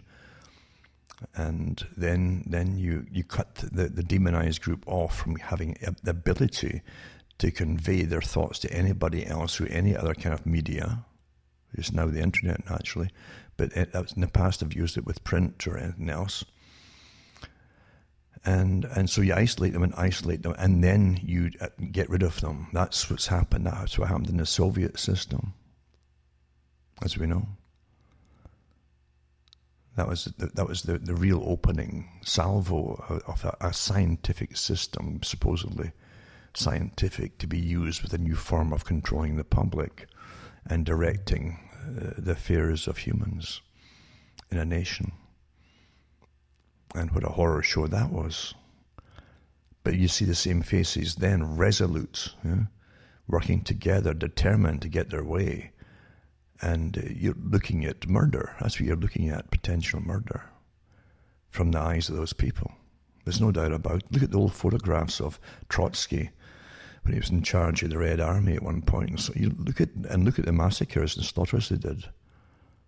Oh. These guys weren't out to debate anything with anybody. They wanted immediate obedience and compliance, and even for those who often complied, they'd slaughter them just to show that, just to make a lesson out of them, for others to be terrified. There's a reign of terror. Dangerous when you see these things coming from government officials. I always say, when it walks like a duck and quacks like a duck, it's generally a duck. Forget the title. We're democratic or you're a republic. Forget the titles, folks, and look at what you're seeing. It's the same thing down through history. I'm using the US as an example. Every country was on board with the same agenda when 9/11 happened. How come that all the Western countries were on board with the same agenda, stripping all their people of rights and privacy rights and so on? That took pre-planning, understand? Just like the whole COVID exercise took massive pre-planning over years to get ready for all. And the right folk put in place at the right time before it all happens. That's so telling as well. Otherwise, you have differences of opinion in those in authority across the world in the same equivalent positions. But you don't. They're all uniform. And getting back to sending a few bucks, remember, take notes of my official websites at cuttingthroughmatrix.com in case anyone goes down, and hopefully you can still get them in one of my other official sites. Now, this article here is from the New York Times, and it's interesting because we've already read official studies put out by virologists and epidemiologists talking about vaccine reactions at times, how it can cause massive autoimmune responses in the body, where the body starts creating part of the immune system will attack its own cells in certain parts of the body. I mean, rheumatoid arthritis is a classic example of that. And it's interesting, too, that since the vaccination started, you've already had people coming down with certain symptoms that to do with autoimmune, and the body actually attacking. With that one doctor, the obstetrician in the States, who, after getting the vaccine, about 2 weeks later, even before 2 weeks was up, he was admitted to hospital, got very, very sick, And his wife said that his platelet count when he was admitted was at 0 for blood clotting, and he eventually hemorrhaged to death and had a massive stroke that finished him off. But before that, he was perfectly healthy. So your own immune system can definitely... And by the way, anything negative about the vaccine is going to get hammered. Because remember, this is a war. Using full Emergency War Powers Act to go after anybody who says anything that's not been authorized by the establishment. And you can't mention really that vaccines cause any problem. According to all the authorities, they're perfectly safe, even though they admit you in a phase 3 trial when you get it, because they didn't do a phase 3 trial on animals, etc. But so they just know in advance with crystal balls that it's perfectly safe, you see. And anything that counters that, like folk dying, got nothing to do with the vaccine. It's all coincidence. That's what they're telling us in article after article. So there's an article here. It got me thinking too, because now that you're seeing the effects of certain physical maladies occur after vaccination, never mind anaphylactic shock and the immediate effects, for some people anyway. You're getting the other ones with massive temperature rises and so on, that go on for weeks and can end up really badly. That they're trying to say now that this is because of the COVID, these symptoms. This is from the New York Times. The coronavirus can warp the body's defenses in many ways, disarming the body's early warning systems, for example, causing immune cells to misfire. To misfire, But a spate of new studies suggests another insidious consequence. The infection can trigger production of antibodies that mistakenly attack the patient's own tissues instead of the virus. So this is a new study with a new idea, I guess. But the folk weren't seemingly coming down with that before, say last year. But again, coming down with it now. So it could be a cover for what's happening after you get you-know-what. Obviously. That's what I would say it would be. It's obviously a cover for it. Why are they bringing this report out now? It says that the report was published online this week and suggests that so-called autoantibodies can persist for months after the infection is resolved, perhaps causing irreparable harm. If other studies confirm the finding, it may explain some of the lingering symptoms in people who have recovered from COVID-19. Now, here's what they're saying. I don't know if you ever saw the movie, a comedy called Joe versus the Volcano.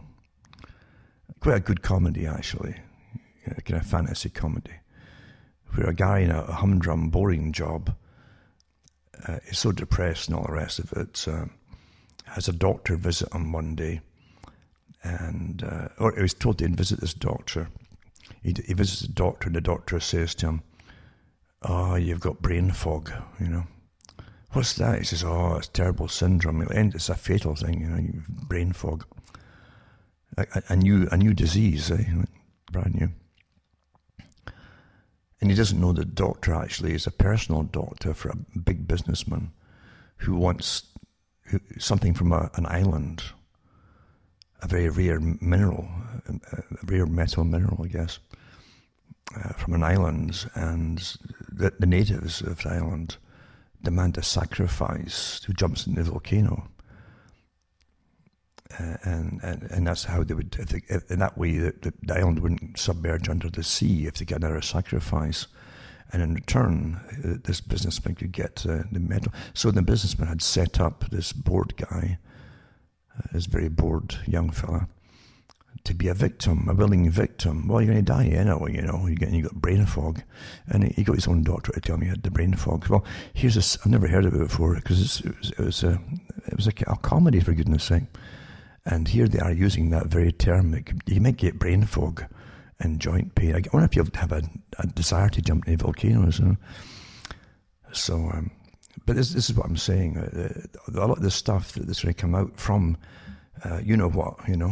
the stuff that's going on now will be causing these very symptoms, and your immune system is liable to attack parts of your body. That's what happened to me back in the 90s. I got a whole bunch of booster shots, and boom, then went massive arthritis, massive spinal problems, massive everything.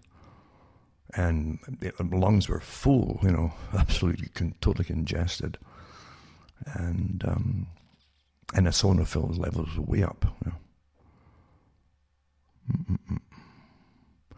And then you get on the cortisone to try to bring the effects down, stop the immune system working. Lots of antibiotics that burned a hole in the stomach, like permanent. That was the circular route that went on, but many had gone on before me, and since me too. But that's what did it too. And your immune system starts attacking your own joints.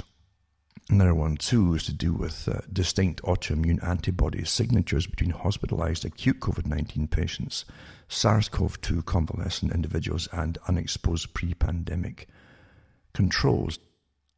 And they compare the levels of different immunoglobulin and so on and antibodies between 4 different groups, and they give you the results in the bottom too. For those who are really serious in finding out, and who don't mind spending part of their lives, whatever's left of your life these days, since you're all locked down at home, so most of you are anyway.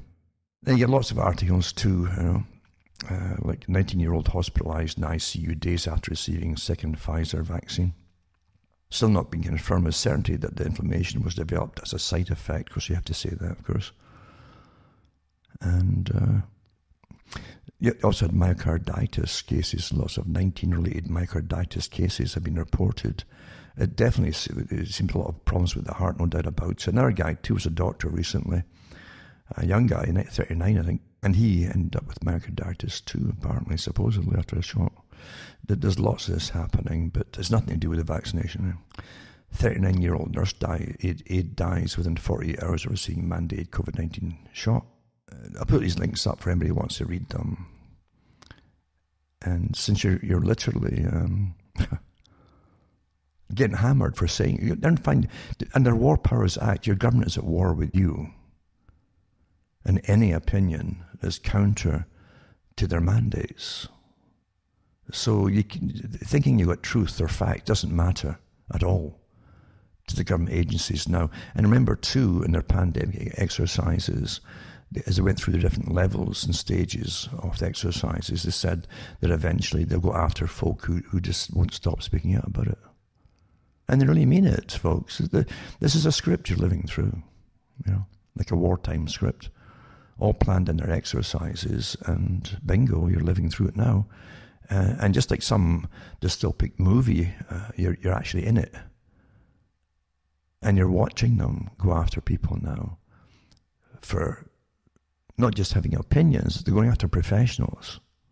And shortly they'll be getting locked up quickly, not just people coming in from airports, getting grabbed and taken off by private security companies like G-Force that the government's employing. But you'll get extraordinary rendition, just like they did with terrorists, of course. They'll classify as a terrorist, enemy of the state. Dangerous times indeed. And don't think you'll ever, once rights have gone, you never get them back, folks. That happened from 9/11 onwards. All the rights that you've lost and lost and lost. You never get them back. It doesn't happen. It's like income tax. In Britain, it was a temporary war tax. I think in the US they called it the victory tax. Once you start, you never go back to normal. It's the same with any rights you fought for. They take it away instantly, but they never get back to you again. Yet, you have to fight to get them in the first place. Another one, too, is to do with outbreaks. And this is the Sun newspaper in Britain. 9 care home residents dead and 69 infected in mass COVID outbreaks 6 days after getting the vaccine. Well, they're finding this after the vaccine. They remember it's supposed to create the spikes, or the protein spikes in your own cells. So lots of folk are testing positive after they get the shots. I'll put this one up too. And 7 Spanish care home after getting the Pfizer COVID jab, as all residents test positive for the virus. The second dose is still to come. Congressman tests positive for COVID-19 after receiving second dose of vaccine in the States. Interesting too, because I've got articles here where it says, oh, people have been immune from COVID after getting the first shot. It's all public relations exercises by PR companies, remember? So Congressman Stephen Lynch, Democrat from Massachusetts, tested positive COVID-19 Friday after receiving the second dose of the Pfizer vaccine earlier this month. Lynch is one of several members of Congress who have tested positive for the virus in recent weeks. He says, I'm fortunate to currently be asymptomatic and I have immediately begun to self-quarantine. So he's self-quarantining after getting the shots. Shots can be dangerous to older folk, eh? And yet the chances of getting ill with the COVID are very rare. Debunked says, this is, here's what they do, but they're debunking any other opinion. It says, no, a Wexford doctor's death was not related to the COVID-19 vaccine. And a number of posts on Facebook have said that Dr. Kershav Sharma died 11th January after receiving the COVID-19 vaccine, insinuating that the two events were linked. Well, of course it couldn't be linked. Although it's understood that Dr. Sharma had received his first dose of the vaccine, his death was unrelated to this. There have so far been no reports of deaths where COVID-19 vaccine is believed to have been a contributory factor, either in Ireland or anywhere across the European Union. This is in Ireland. One social media post shared more than 300 times claimed that the doctor was found dead after COVID vaccine and linked his death January 11th with the vaccination a number of days before. This is misleading and an inaccurate outline of the situation. The Health Products Regulatory Authority, right? These are the ones who regulate and actually buy in vaccines.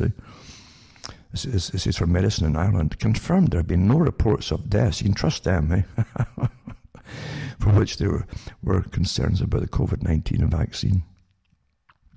The HPRA has not received a report of a fatality for which there is a concern that COVID-19 vaccine had a contributory role.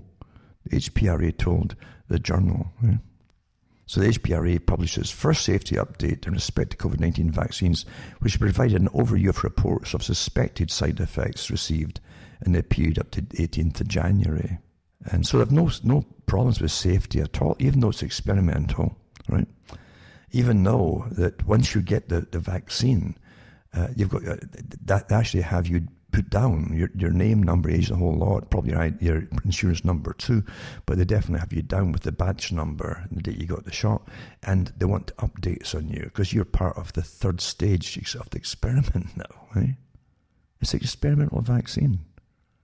So they can't say with any absolute certainty that they're perfectly safe if they haven't done the third. You are part of the third stage now. It's quite amazing times to live through, isn't it? It really is. It's so dystopic, this whole thing. Yeah? And then the article, Dr. Kershav Sharma, another article that says found dead after the COVID vaccine. But this article here only says he was 39 years old, doesn't mention anything about the vaccine, getting the vaccination at all in this other article. Strange how did we even miss that, or is it? And COVID, France restricts AstraZeneca vaccine to under the 65s. It's the latest recommendation from the EU member state approving the jab with such restrictions, citing insufficient data on its efficacy for older people. Would have had too many folk with bad effects after it. That was part of the reason. This is from BBC, by the way. Yeah. What did the French officials say? The health regulator said there was still not enough data about the effectiveness of the vaccine for patients over 65 years of age. But it's because they've had bad effects, from reports of bad effects from a lot of people. European Affairs Minister Clement Beaune told the French radio Monday that the British were taking a lot of risks with this vaccination campaign by spacing delays between the two injections. Some of them, remember, were saying just to use one, get more, get one out, that's better than nothing. And then they were saying they should mix different makes together. Remember that a week or two ago? Then you had Fauci coming out contradicting both of them. I love how these scientists are all on board with their different opinions. This is what have other countries decided about AstraZeneca. It says last week Germany's vaccine commission said it could not recommend the use of the jab in people aged over 65. They refuse to say why, even though other articles from other newspapers have mentioned why.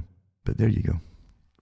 And again, BBC, again, COVID vaccines extremely safe, finds the UK regulator. There you go. They're extremely safe with mild expected side effects, says the country's drugs regulator. Some 22,820 suspected reactions were reported. I guess it's suspected. Almost all were mild, such as a sore arm or flu-like illness. Meanwhile, I've got the list here, the official ones, with folk getting resuscitated and all the rest of it too. This is horrible what they're doing here, trying to pretend it's all quite harmless. When they've had, they've got people standing by with all kinds of jabs to try to bring you back again if you pass out and your blood pressure plummets. But and then at the bottom, they contradict themselves. Severe allergic reactions to the Pfizer-BioNTech vaccine can happen. Well, that's impossible. I've read other articles that says, no, they're perfectly safe. So here it says at the bottom, severe allergic reactions to the Pfizer-BioNTech vaccine can happen, but are very rare, between 1 and 2 cases per 100,000 doses administered. Experts estimate the MHRA received 101 allergy-related reports. Doctors already see people with a history of significant allergic reactions to ingredients in the Pfizer-BioNTech vaccine should not receive it. So there you go. So you make your mind up, and the same stories to tell you they're perfectly safe. Yada, yada, yada. And booster shots to keep COVID mutations. And this is to be permanent forever, you understand, more and more shots and boosters. So booster, and that's what that Dr. Bell said, Professor Bell, whatever his name was in Britain. He was in charge of some of the vaccine there. And he's also on the SAGE group in Britain as well, and the Gavi group. But he did say that, I expect, he said last year, he said, I expect this will be a regular shot every year like the flu. So booster shots to keep COVID mutations under control, says expert, even though they're constantly mutating, which is probably pointless. I mean, viruses are the great robbers. They call it robbers, like magpies as well. It's another way to describe them, because a virus comes into your body from someone else's, and it'll leave behind in your body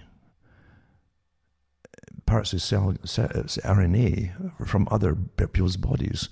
It'll grab some of yours and mutate a little bit, then it'll move on to the next person and leave some of yours in theirs. This is how it works. So you really can't have a standard thing against it. It'll constantly mutate anyway. Like a common cold, or even the flu. The flu is similar too. Even within the major strains, you have many, many variations of it. And this one you're seeing now with the COVID is just a variation under a particular strain. So Dr. Susan Hopkins said UK health experts are currently looking at what further protection might be needed against coronavirus variants among people who have already been fully vaccinated. Oh dear. So there you go.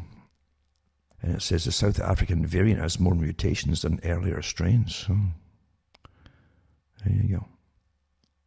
Well, guaranteed business, big business, when government starts using your tax money to buy stuff from designated sellers.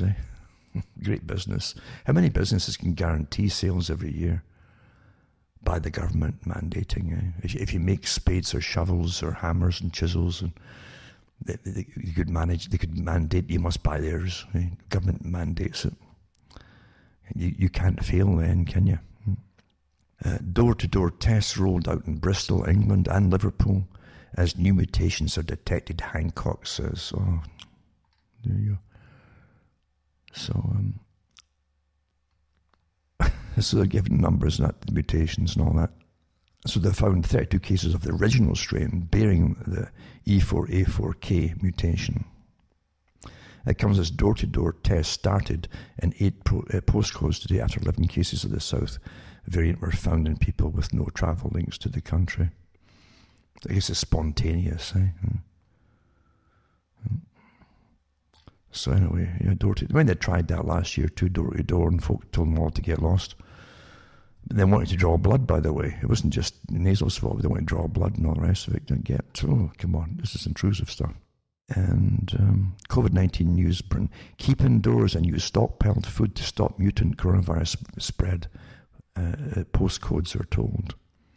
So that's Mr. Hancock again. He warned the residents of numerous UK postcodes that they shouldn't even be going to the shop to get food. I guess you starve to death then, eh? And you starve to death and they'll test you and find out you had COVID. Because that's what they put you down as. Single dose of Oxford vaccine prevents hospitalisation with COVID for 12 weeks. Trial finds.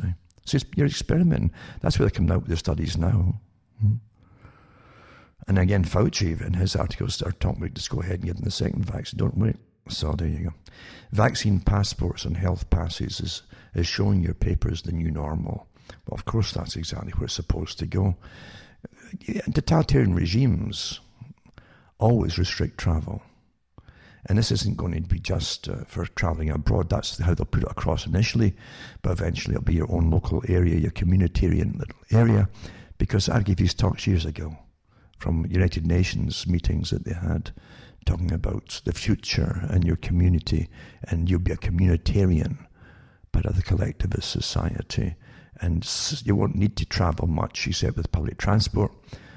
For short trips because, it's bad for the environment, all that transport. And no private vehicles anyway. They set an agenda for the 21st century, Agenda 21. Essential vehicles only. So they're going to have to, like in all systems in the Soviet system, papers for traveling outside your own area even, into the next area. Well, it's all done with apps on your phone. And they boasted about that last year from China that tried it all out. They were the test bed for all. And it's all to come here now, eh?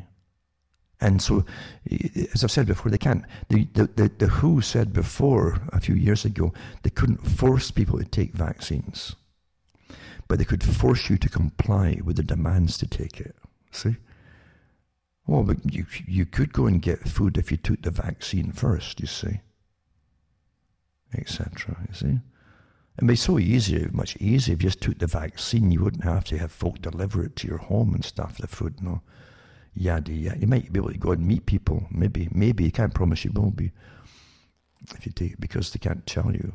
It's not going to stop you being a carrier or catching the virus, they said, with the vaccine. And then in the shadow of that hideous, I mentioned it before, the hideous trend, it's a good one. UN proposed alliance with big data to know where you are and what you're doing. A good article, and because that's where we are with it all too. Big data and ID 2020 as they called it, which is now being implemented. They've had it on the back burner for years now, but it's definitely there today. Yeah. Now, Los Angeles. As I've mentioned Monty Python quite a few times, because we're living in the absurd. Los Angeles County bans restaurants from turning on televisions. After a 2-month shutdown due to surging COVID-19 cases, not illnesses but cases, patio dining returned to Los Angeles County Friday, but with a new restriction forcing restaurants to turn off or remove all televisions from customer seating areas, a clear effort to prevent gatherings of sports fans.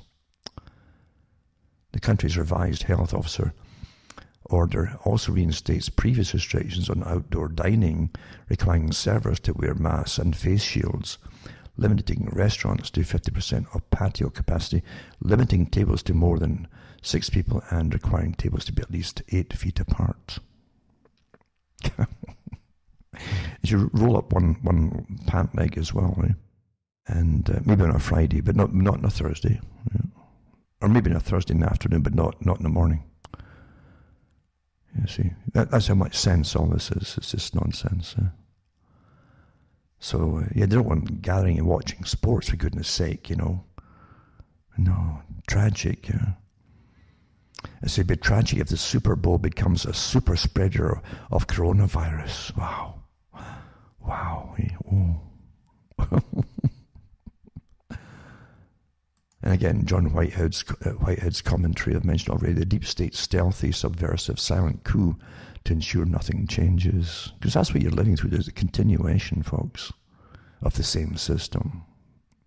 Doesn't matter who pretends to be in power as the head of it, because they're not the head of it.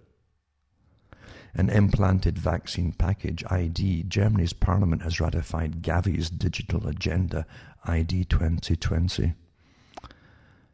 It says this is a centralized general electronic data collection of every citizen to which every government agency, police, and possibly also the private sector would have access. Covers all that's known about an individual citizen, now up to 200 points of information, and possibly more as time goes on, from your bank accounts to your shopping habits, health records, vaccination records, of course, your political inclinations, and probably even your dating habits and other entries into your private sphere. Agenda ID 2020, designed by, naturally, Bill Gates, another part of the Spectre group, James Bond. As part of the vaccination package is backed by the Rockefeller Foundation. It's the same character. They truly are living. The true characters in James Bond exist. We're seeing the characters just right out of the James Bond books. And the same organizations they belong to. We're seeing the Rockefeller, Bill Gates, I sent you the WEF, Gavi, Schwab and all the rest of it. All part of that vaccine alliance, they call it. It's a Gates creation, 2001, with the headquarters in Geneva, Switzerland. The public part of being WHO, plus a number of developing countries. There you go. And the new domestic war on terror is coming. I mentioned that by Greenwald. Oh, the Scottish Church. It's poor Scotland. I mean, I've always said Scotland, the patron saint of Scotland is St. Andrew. And we used to say he's the patron saint of lost causes, because that's all the Scots ever fought for, was lost causes. And even after they lost their country, they fought for another country. Won other battles for them, because they've got nothing out of themselves at all. Except maybe a few paychecks, and that was it. But patron saint of lost causes, indeed. When you see the tragedy of government in Scotland and the betrayals in Scotland, within their own ranks of people, by the way, that was always their problem, was betrayals, and people bought and paid for time, century after century, So anyway, it says that 27 church leaders sue the Scottish government for criminalising in-person worship. And they're going to destroy religion, of course, to give no other gods before them for the ones that are managing the system now, right? And more than 24 churches leaders in Scotland have joined legal proceedings against the Scottish government, demanding a judicial review of tighter pandemic lockdown measures that have closed churches for in-person services and criminalised public worship.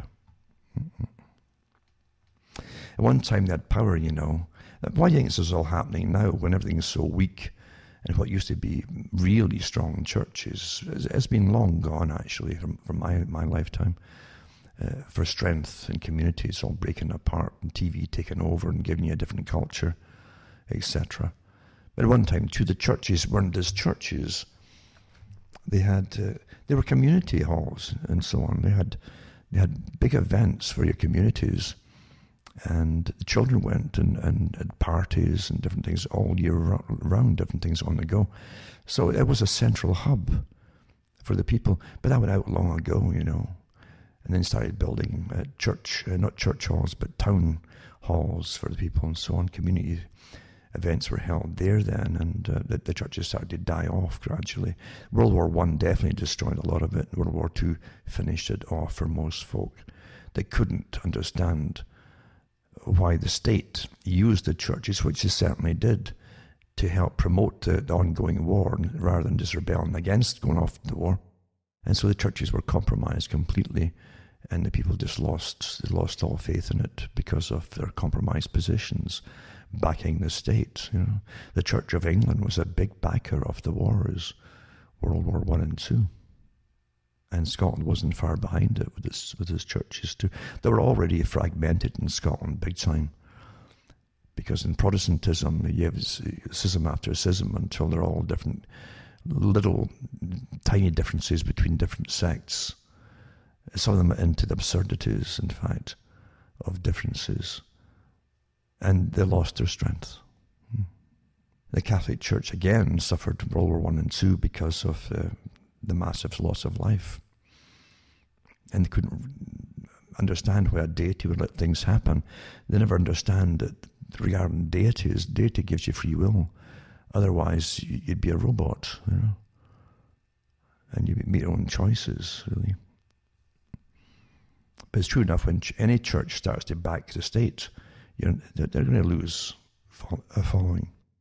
Now, there's also this article to do with the history of the BioNTech group that they seem to have they've been patenting, I guess, on mRNA vaccines. But this one here is from Canada, and it's Global Research Organization.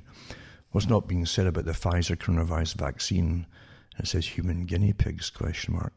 And it was published in December, but it says Bill Gates is actively financing and promoting new untested vaccines supposed to keep us at least somewhat safe from a ghastly death from the novel coronavirus and supposedly allow us to resume somewhat normal lives. Well, that no one said we can go back to normal. In fact, Fauci was adamant last year about that. They would never go back to normal. It's a big agenda, and regardless of COVID's kind of like the front row. But it says here, the financial world went ballistic and so on when pharma giant Pfizer and its German partner BioNTech announced in a company press release that it had developed a vaccine for COVID-19 that was 90% effective. The controversial US head of NIAID, Tony Fauci, rushed to greet the news, and the EU announced it had purchased 300 million doses of the costly new vaccine. And it says all the rest is past history. It says, but then it seems that Albert Bourla, the CEO of Pfizer, doesn't share the confidence of his own claims. On the day of his company has issued its press release on the vaccine trials, he sold 62% of his stock in Pfizer, making millions profit in the deal. And he made the sell order in a special option in August, so it would not appear as insider trading. It goes into some of the history of the drugs and the corporations. Pfizer, famous for its Viagra and other drugs, had partnered with a small Mainz, Germany company, BioNTech it's called, which has developed the radical mRNA technique used to produce the new corona vaccine. BioNTech was only founded in 2008. BioNTech signed an agreement with the Bill and Melinda Gates Foundation in September 2019, just before announcement in Wuhan, China, of the novel coronavirus, and just before BioNTech made its stock market debut. The agreement involved cooperation on developing new mRNA techniques to treat cancer and HIV. Curiously, that press release called the Gates Foundation sees BioNTech potential to dramatically reduce global HIV and tuberculosis, 5th September 2019, has now been deleted. BioNTech also has an agreement with one of the largest drug producers in China, Shanghai Fosun Pharmaceutical Company Limited, to develop a version of its mRNA vaccine for a novel coronavirus for the Chinese market. And they're also working with BioNTech, again, the same group again, BioNTech. So it says this means that the same German biotech companies behind the COVID vaccines being rushed out in China, as well as the USA and the EU. The vaccine is being rushed through to eventual approval at an alarmingly short time. And it talks about being explicitly experimental. Dr. Michael Yeadon replied in a recent public social media comment to a colleague in the UK, all vaccines against SARS-CoV-2 virus are by definition novel. No candidate vaccine has been in a development for more than a few months.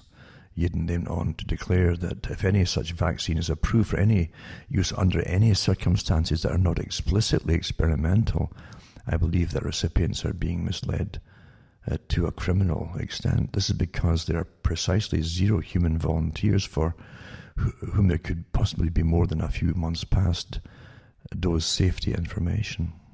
Things about human guinea pigs and so on. And I think I mentioned already, maybe not, that pubs and restaurants could reopen in April, but no alcohol can be served in parts of Britain. I think it is it Britain? And so they could open in April, or they could soon. No, everything's could or possible if your master would say so. But if they agree not to sell alcohol under options being discussed to allow the widespread relaxation of coronavirus restrictions after Easter. This is from the Telegraph newspaper or news site. It can disclose that a temporary booze ban is being considered as part of the government's roadmap for lifting lockdown. Why don't they just ban the TVs and the booze then, and they can just sit and stare at each other maybe? This is understood the move is being discussed to allay concerns from Professor Chris Whitty, the Chief Medical Officer, and others about the effect of drinking on social distancing. Under the three-stage plan for lifting restrictions, some outdoor socialising is expected to be allowed in March, and schools are set to return. It's hoped that hospitality can then reopen in April, and that all of the most vulnerable will be vaccinated by May. They're already backing off from the elderly because of, well, just, you know why. But says with almost 11 million people now vaccinated and deaths, hospitalizations, and infections is all falling, the government is under increasing pressure to explain how and when the restrictions will start to be lifted. But isn't it amazing? I mean, I think it was in Australia, there was a song, it was with a pub with no beer, you know. That was the name of the song, a pub with no beer. So there's no beer, no TVs now, eh? By the way, you think that you're not under Emergency Powers Act, which is War Powers Act. It's the same thing. They call it Emergency Powers Act. And I was looking into RTE News, that's in Ireland, and Current Affairs, and just looked up Wiki, you know, to see what the history on the company was. They're like the BBC, you might say, or their own version of for Irish news, basically. And so everything, if there's anything at all, will get put through the radio and television over there. So it's a national news service provided by Irish Public Broadcaster Ireland. Its services include local, national, European, international news, and so on. And they've got it in Irish language as well, and so on. But they've got, not just in Ireland, they've got stations across different parts of the world now, I think.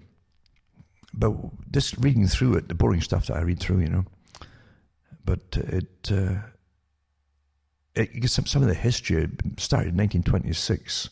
It was Ireland's first radio station, and its first advertised news bulletin. It was put out 24th May 1926, and I think it was about the Second World War, referred to in Ireland as the emergency. That's what they called the Second World War, the emergency, and media censorship of radio broadcasts under the provisions of the Emergency Powers Act. That's what we've got in right now, right? This is what it's war emergency. Emergency Powers Act, 1939, affected news bulletins before any news bulletin was broadcast. The script of the bulletin was read over the phone to head of the Government Information Bureau, Frank Gallagher. Censorship under the Act was lifted on the 11th of May 1945, so that the phone what they were going to broadcast to literally the head of the Government Information Bureau. You understand? You all think you've been free. Really? When were you free? When were you free? Quite amazing. Now they'll go after you for anything contrary at all about COVID, or your own observations, or some experts' observations, and it's all taboo. It can't be allowed unless it's rubber stamped by the Ministry of Information, the Ministry of Truth, as George Orwell would say, you see. It's all here, isn't it? We're living through it all. And the farce is now reality. But it's dangerous. Just like the dystopian comedies you would get too, a kind of Monty Python type idea like Brazil. You're liable to suffer extreme consequences for opening your mouth. Because you're not authorized to say anything or think anything. See, thinking can be dangerous these days, under tyrannies. You better start believing. We've seen this, you've read about it before, if you've read at all. Most folk maybe haven't these days, but some of the older ones still have read about the old systems in the Soviet Union. Huh? That's where Hitler got his ideas from, because he worked with them initially, with the Soviet system initially, for years. Don't forget Hitler started off as a socialist, National Socialist. and found out how they managed to deal with dissidents in the Soviet system. And had the Young Communist League, and he created the Young Hitler League eventually. So he copied the systems. But you're living through it now, eh? Censorship departments, maybe a knock on the door. What are you thinking? Why are you telling people what you're thinking? You know, your thinking hasn't been authorized by the state. You got bad think and wrong think and own think. I mean, as I'm saying this kind of thing's happening, you know. And it's going to get a lot worse, folks. Because this agenda for the whole 21st century, to be completed all through the century, step by step, stage by stage, has to be done. The masters have decided it, you know, and the masters always get what they want. Because they, as far as you're concerned, they own the world, they own the system. I've heard small bankers, I mean, like international ones, who go for big branches to go across the world for their branches internationally. You know. And I remember one telling me, he says, you know, the ordinary folk would be nothing with us, banker, nothing. We make their businesses work, you know. The arrogance would knock you off wherever you're standing on or sitting on. And that's how they talk. And that's the lower echelons. That's the folk who are now up there. They're maybe in the managerial class, but that's about all. They're not way up there for the big banks that we above them in the central banking systems, the big private ones. They see the world as theirs, you understand? And you're in it. You're in their system. It's like that movie about the CIA startup. The Good Shepherd, I think it was. Quite a good movie, actually. Bit slow in some parts, but you get the gist of it all, of how the systems work and the dark arts, as I say, of the MI5, MI6 being taught to this beginning group of the CIA that came out of the OSS. And there's some good little statements in it when the new head of the CIA goes to make some deals with the mafia. The CIA has always been in bed with every possible criminal organization. They use them, even for drugs and things like that. But they go there and they talk to the head of a mafia family, and they're chatting away. And the mafia guy initially says, "Well, you know, we've got this now. We've got our own families. We've got big families, and we've got our own culture." And talk about the mafia and Italian background. And he says, "What do you guys have?" Meaning the white American guy. And the American guy says, "Well, we are the country." I'm kind of paraphrasing. We are the country. He says, "We run everything." He says, "We own everything." He says, "You." He says, "You're just the tourists." But they're showing the arrogance of those who get up the ladder and who are into systems who are quietly controlling behind the scenes so much of your existence, and you don't know it. But they themselves are only doing it if you're a worker for them. Like the head of the CIA, you're a worker for them. You're not the boss. The dominant minority are way above that. That's how this system really works. But the arrogance is incredible, truly. Also, Cardinal Mueller decries the Great Reset, and he talks about big capitalism merging with China, which is, of course, it's a merge, because the West created modern China. But anyway, he says it's absolute control of thought, speech, and action. Well, yes, he's right. China didn't start itself up, folks.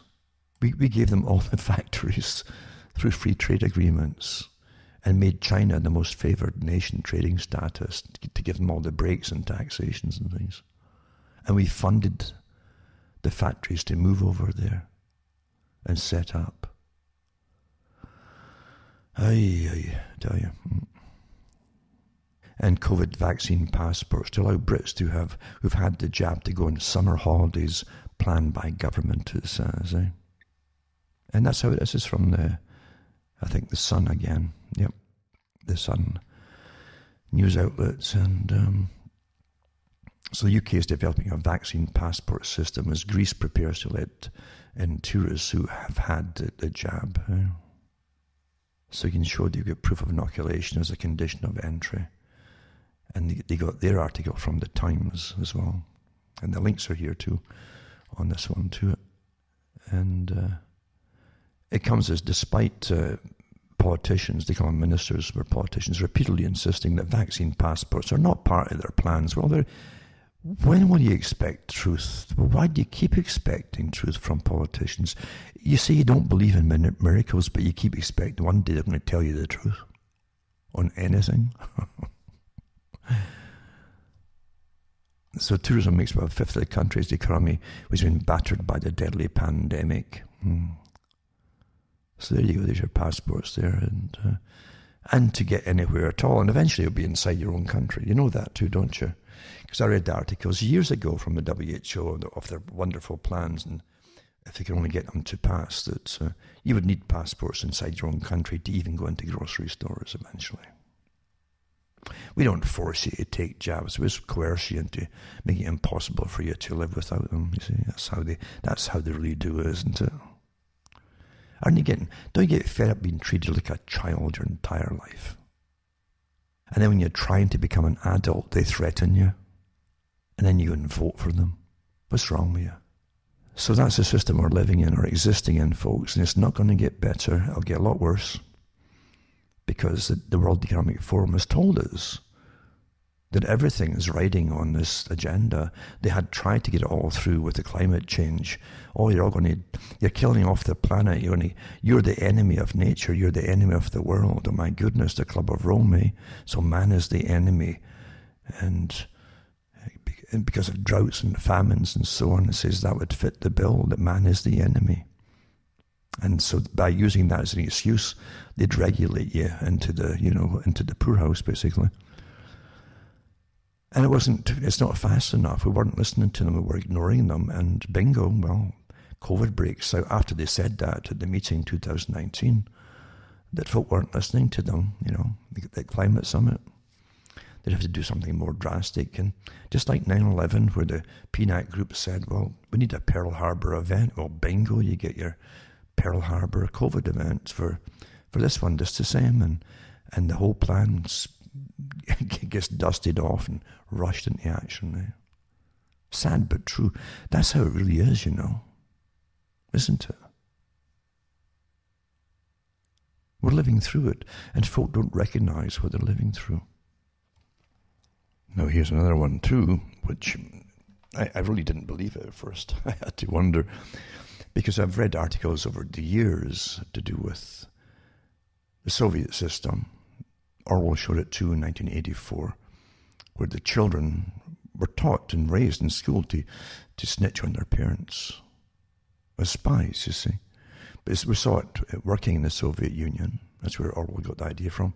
And also the Nazi Party encouraged children, the Hitler Youth, to snitch on their parents if they heard them saying anything unpatriotic or whatever, or criticizing the system.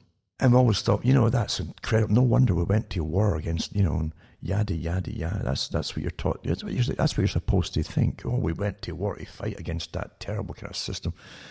Spy kids. New intelligence laws allow children to work as secret agents for local councils. This is Britain.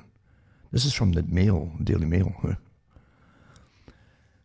To spy for local councils, anti-fraud bodies, and even the gambling watchdog, and even shop their own parents. And police and security services amongst those who will be allowed to use under 18-year-olds. But many other public bodies are also on the list of those with permission. They include local councils, gambling commissions, and food standards agencies. And scores of government bodies and armed forces and even gambling regulars will legally be allowed to use child spies, including against their parents. That's amazing. But guidance for the Covert Intelligence Bill, that's what they're calling it, CIB. currently going through the House of Lords, outlines other public bodies who will be allowed to employ them as undercover agents.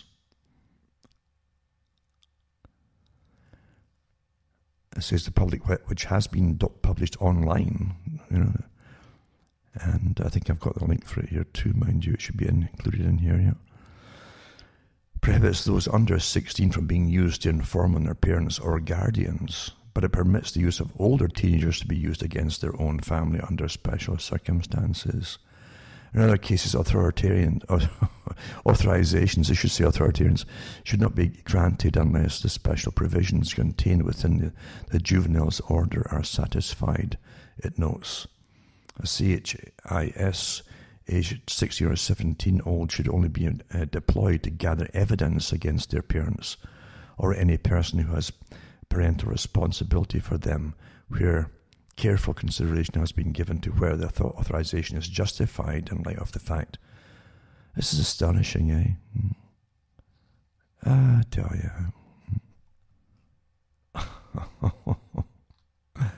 And so immediately they changed this is how the psychology is used, eh? So Anne Longfield, the children's commissioner, so you get commissioner for children, called for the use of child spies to be banned, she says. They've been using child spies for years in Britain, by the way, for other reasons, even getting them to go into stores and ask for smokes and things. Then they charge the shopkeepers, and they've done documentaries on it over the years. And some make their living. Some of these children make a living on that. That's how they get their cash going in.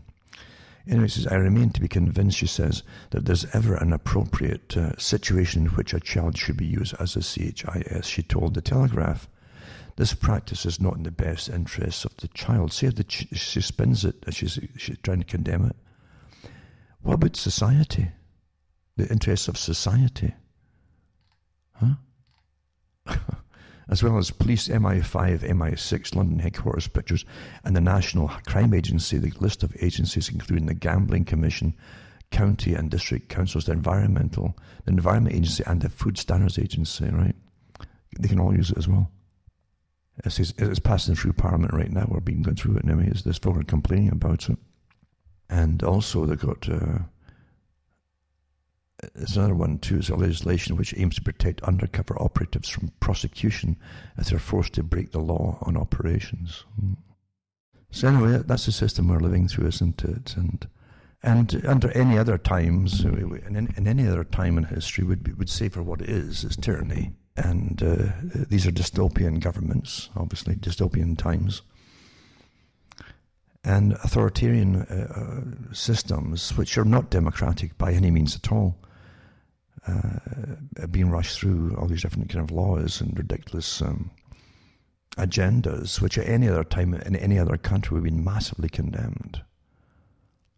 And yet their own countries are using them internally. So they'll set up stings to set up their own parents or neighbouring parents, for instance, neighbouring folks. What do you think of so-and-so? Oh, well, I think so-and-so will not get reported. That's it. This is complete tyranny, folks. And you vote for these governments. I can't believe. What's wrong with you? What's wrong with you? Mm-mm. And they never learn from history, do they? Folks never learn, That's what I'm saying. Never fight across the seas for something. Never do that. Never, ever do that. They used to say that the only thing to fight for is a little bit of dirt you sit on. That's about the only part you have some control over, at least to grow your own vegetables and support yourself. But don't go over and fight in other nations for vague whatever, or the evil empire, or the evil Satan, or whatever they want to call the latest target. Because you're being used for a system that has that will turn around and do what they're doing to you now. What's wrong with you? Wake up and wisen up, because you don't get many chances, retakes on this. You get the one chance at everything, really, generally. And you have to make decisions as you go along. But can't you see what you're living through and how bad it's going? This is just the start of this. Look at Mr. Schwab and his great agenda here for the the Great Reset, making things better and new and all the rest of it, bringing back better. This is the complete sustainability agenda, post-consumerism, folks. They've had it with you buying things, and keeping yourselves happy by buying things, even though they made sure that all you could buy was junk that wasn't made to last at all. That's why you had to keep buying stuff. But it's always your fault, not theirs. Oh no. Psychopaths will always make excuses to project onto you what they're doing themselves. It must always be your fault for what they want to do. Because whatever they want to do is going to be pretty nasty for you. There's no doubt at all about that. And to shut down the world's economies, where they say that if you get COVID, you got 0.04 of 1% chance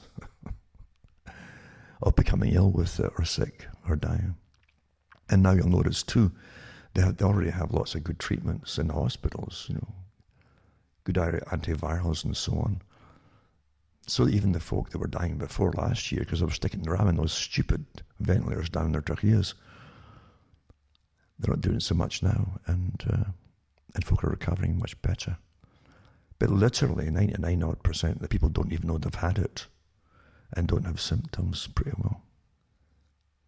So yeah, this is a big agenda, using COVID obviously, for the Great Reset. Build back better, BBB. And reimagining society, reimagining commerce, reimagining education. All from the same head of the Hydra, you might say, the main head of the whole Hydra, the capstone itself. When they all parrot the same things, it's all coming from a central command.